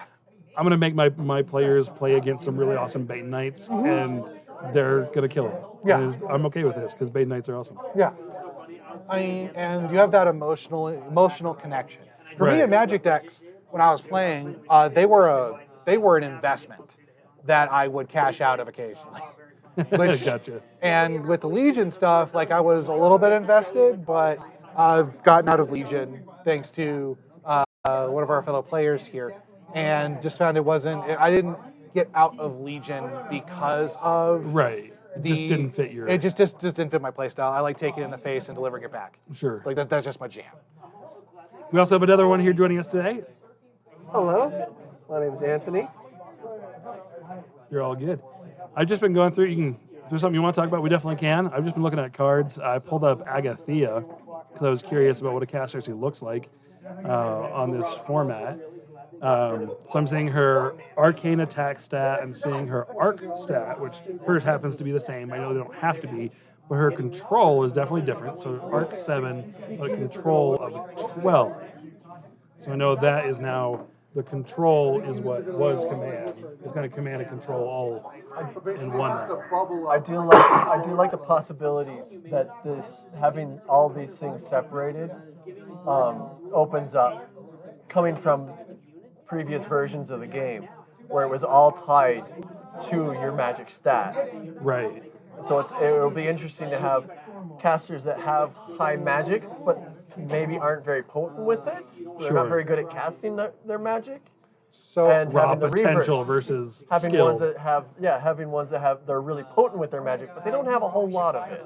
so is command and control, are they two separate things now still, or So command is not a thing anymore. okay, So command in Mark III, command was twice your focus. correct. Now you have your arc. Okay. Or, thank you. Yes, control is twice your focus. So you have your arcane stat, which replaced focus and fury. It's now Okay. arcane. So you have your arcane stat, and that is your fat stack of spell abilities. You have your AAT, which is now your arcane attack. Okay. So that is if I'm rolling my attack spell, I'm casting Hellfire. It's my AAT plus It's 2d6. the same as You your have more Ragnar knobs. map, but now it's magic. It's your Exactly. magic, More it's your knobs. magic match. Yep. And then you have your control, which was your It's always been command is control. gone, so it's It control. looks like they just got rid of command. I haven't gotten all the way through the rules. I'm on page 25. But from what I've read, I'm expecting there to be command is just flat gone. Yeah, so I'm looking at everybody. other things. So like the Units, Wither Shadow everything, Combine, commands are just gone. command is not listed at all on the Wither Shadow Combine. And that's something I thought was interesting. I got through the units, how units interact and move and attack and everything. They are completely different from how we've seen them in all three of the previous versions of the game. Right. They're It's fundamentally Warcaster. different. It's a Warcaster. It is different, but I'm just saying. I know, This isn't it's like- Warcaster. This right. is Warmachine. All right, and that's Three what versions of Warmachine units have been a certain way with slight variations, but they fundamentally have changed them this time around. Yes. Was No, they definitely Warcaster have. just a test bed for? It feels that way now, but it is. I love Warcaster. It's their Like, own game. I don't think they're going to get rid of it. No, they definitely not. They're still supporting But they are it. definitely following that blueprint because it was so successful. No, and Warcaster it moves fun. Like that's what the biggest thing from Warcaster that's not here is the alternating activations. I do two things, you do two things, back and forth. So That just that's seems like it was a definitely step not too far for Warmachine. Yeah, definitely. But those games felt fast. They felt good because everything just moved so quick. You're like, boom, I'm going to move this dude. You do that, you move it, you just grab the rest of the models, you put them down, you're done. All that just moves Very so reactive. quick. It's very reactive. Everybody feels like they're playing a part. It's not like your opponent had a round and you were just absolutely decimated. You actually feel like you're having a nice back and forth with that kind of style. But that's just not how Warmachine is. So that was a step too far. There's a lot of people that hoped that was going to happen, but it was just a step too far. Too many of our iconic interactions would get wiped out that way. Well, also the number of tokens that go on the table at that point go a lot more just with the activation tokens of what have and haven't activated. Gets a lot. But I did just finish disengaging, and how they resolve that in free strikes yeah. seems very interesting. Yep. But I think I may have already found a problem in the What's rules that? interaction with Warjacks and Warbeasts that have the power trample attack. it requires them to not have forfeited either their movement or their combat action. Right. If you disengage, you have to give up your combat action. So you cannot trample. How the rules say is Right. you cannot trample out of it engaged. Right. So engage. What does that mean? Engaging a model effectively neuters power attacks. Well, and also notice that At least not that power everything, attack. not every model might get every power attack. Exactly. That was another thing I thought was interesting. And I haven't gotten that far into the rules. Like I said, I'm only on page 25. But from the initial rules, them specifically stating them as separate things, as well as they're tokens that icons have on to the be on their stat card. Yeah. This means it's not going to be blanket rules anymore. Right, But but I think you're right. I think if something's Engaging something, engaged, does that get rid of that power attack? I think it does. That would be interesting. I'm not sure how I feel about the rules still yet. Well, I mean, it's a but different feel. it makes something different. Right. That and used to be something to do with war beasts. Is you have a wall of small base models in front of you, and you want something behind them, trample over them. but that's another way to jam. How are Just they- becomes another way to jam. How are they handling free strikes? Is it They're gone. they're gone? Oh, thank God. So there's no Disengaging from a arcs. model, you lose your combat action So following there's, that disengage. there's no Okay. facing anymore. There's no front arc, back arc. There's Okay. no facing whatsoever. And you have 360-degree movement. Okay. Most ranges are going to be 1 inch or more now, Okay. 1 to 2 inches. And so if you are engaged and you start your activation engaged, if you want to leave if you want to leave that engagement, you can without a free strike. 'Cause it's not a thing anymore. But you have to forfeit your combat to do so. Can you buy attacks with a war jack? No, because you forfeited your combat. Okay, that's that clarification. There is because there is one caveat with units. Yeah. Is when the one model the way they changed it is really interesting. But once the one model moves and you've placed all the other models, if you would be out of it, but you place yourself back engaging, you don't lose your combat action Correct. because you moved out of it. So you essentially got disengaged because of the place. But if you place them back in engaged, they don't lose their combat action. As long as because you model. only move the one model. You lose the one model. But as long as that one model starts not engaged, they cannot charge if they're engaged. That Right. one model. But if they just move, and that would disengage other ones, or even if they themselves, That's okay. Yeah. individual models can still keep their combat action if they are placed back in engaged. Yep. That's totally fine.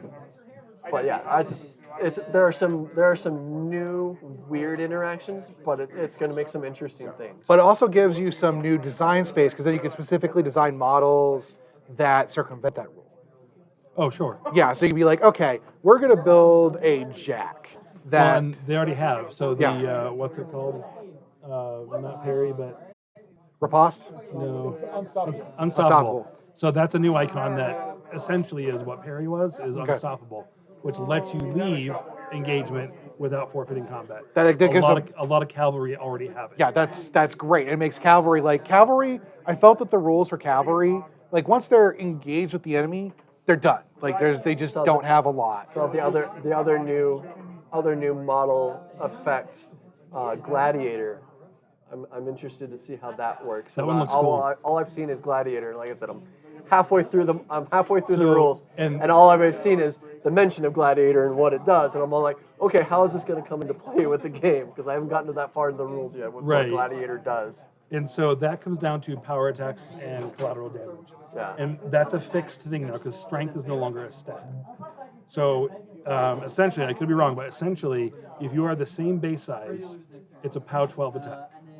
If you are a larger base size, or if you throw something into a larger base size, obstruction, whatever, then it's POW 14 attack. So the Gladiator turns it up to POW 14s and POW 16s.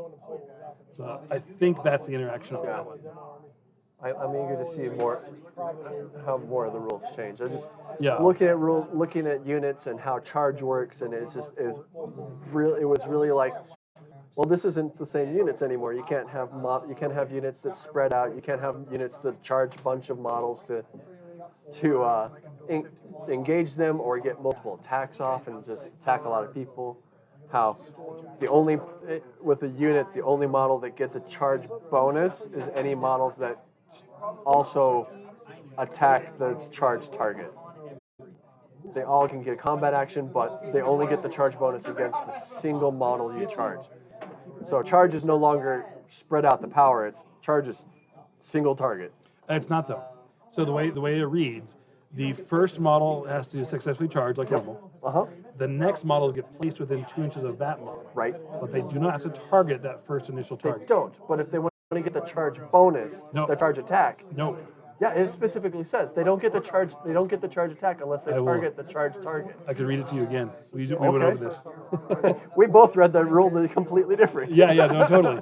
And I mean, And we're gonna have these. We're gonna have these questions for like the next 6 months. Once absolutely. it drops. Well, remember, this is the beta, so Yes. hopefully Yeah. they clean things up. And the charge rule we were talking about earlier is a little ambiguous in some ways. For hordes, are they just going to be running off of arcane? Are they Yes. just? Oh, so it's they went arcane even instead. further than I thought they were going to go. Well, they still do. It sounds like it's still going to be So still be Fury is just called something else. right. Just Did they nuke Essence? yet. So I thought they were going to get rid of it. We'll see what happens. But it works differently than everything else within the environment. So you do Fury. Yeah, I don't disagree with you. With a soul mechanic. Yeah, I don't disagree with you. Yeah, don't disagree with you at all. So our stream is only getting half this conversation. Oh. The conversation is about essence. right. So For those at home, the question was, is essence still there? The answer is we haven't seen it anywhere in the beta rules. It doesn't necessarily mean it's gone away. We just don't know what it's going to be or if it has been morphed into something else. Yeah, we will see. From what Privateer Press has told us, all of Infernals will be available in Prime, or the vast majority. Like all of the mini factions will be supported in Prime in one way or another. It's like Grimkin, Crystal Guard, all of the mini factions, you should be fine. But until the rule set drops for Prime and Yeah. for Unlimited, we're not going to know what that looks like. Correct. So, Correct. Did you find it yet, Greg? Because I did. It's at the bottom of page 14. 14. Thank you. If a charging model advances at least 3 inches during its charge movement, the first attack with the melee weapon made by each model in the unit that this activation targeting a model unit engaged by the charging model are charge attacks. If a charge attack hits, the damage roll is automatically boosted. So it's a model or unit that the charging model is engaged with. Or they have to. So it's pure target. You can't target a jack with your charge, and then have units engage with other models nearby and get the charge bonus on those. They only get it on the charge target or model that the charging model engages with.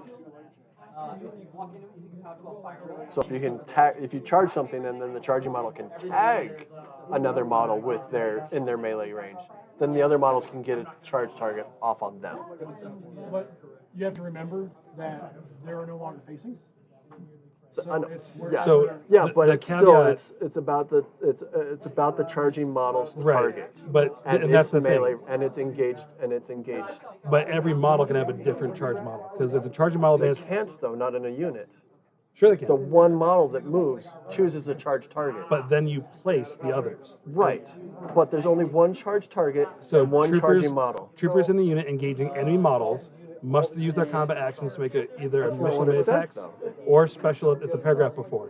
Or special attack with melee weapon. Troopers in the unit without an enemy model in the melee range forfeit the combat action. So after the charging model does its thing, you place the other ones within 2, and then they can target their own model. They each, as long as they each move 3 inches, which they all should have, then they can target. But if he fails it, the entire unit fails. So that's the question that we're trying to figure out, because the way it reads, the first one moves, and if he fails his charge, the unit is done, and the rest of them have not moved. Okay. That's how I'm reading it. So Okay. we'll see if they clarify that. Yeah, because that's the opportunity cost. We are also skimming the rules and looking through stuff. Oh, absolutely. Hodgepodge. Next week, when we are streaming a Mark IV game, Yep. that is the idea. So next week when we're streaming a Mark IV game, the players and hopefully other folks involved will have a higher knowledge of the rules and the interactions, so we can clear up a lot of this stuff.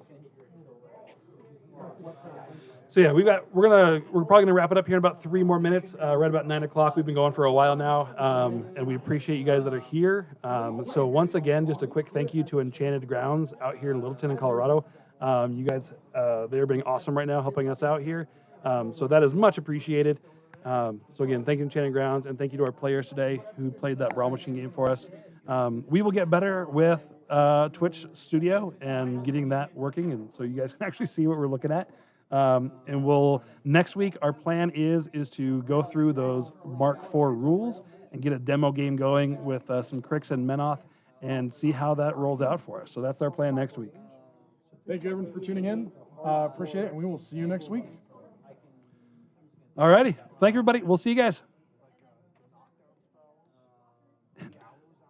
Yeah, as far as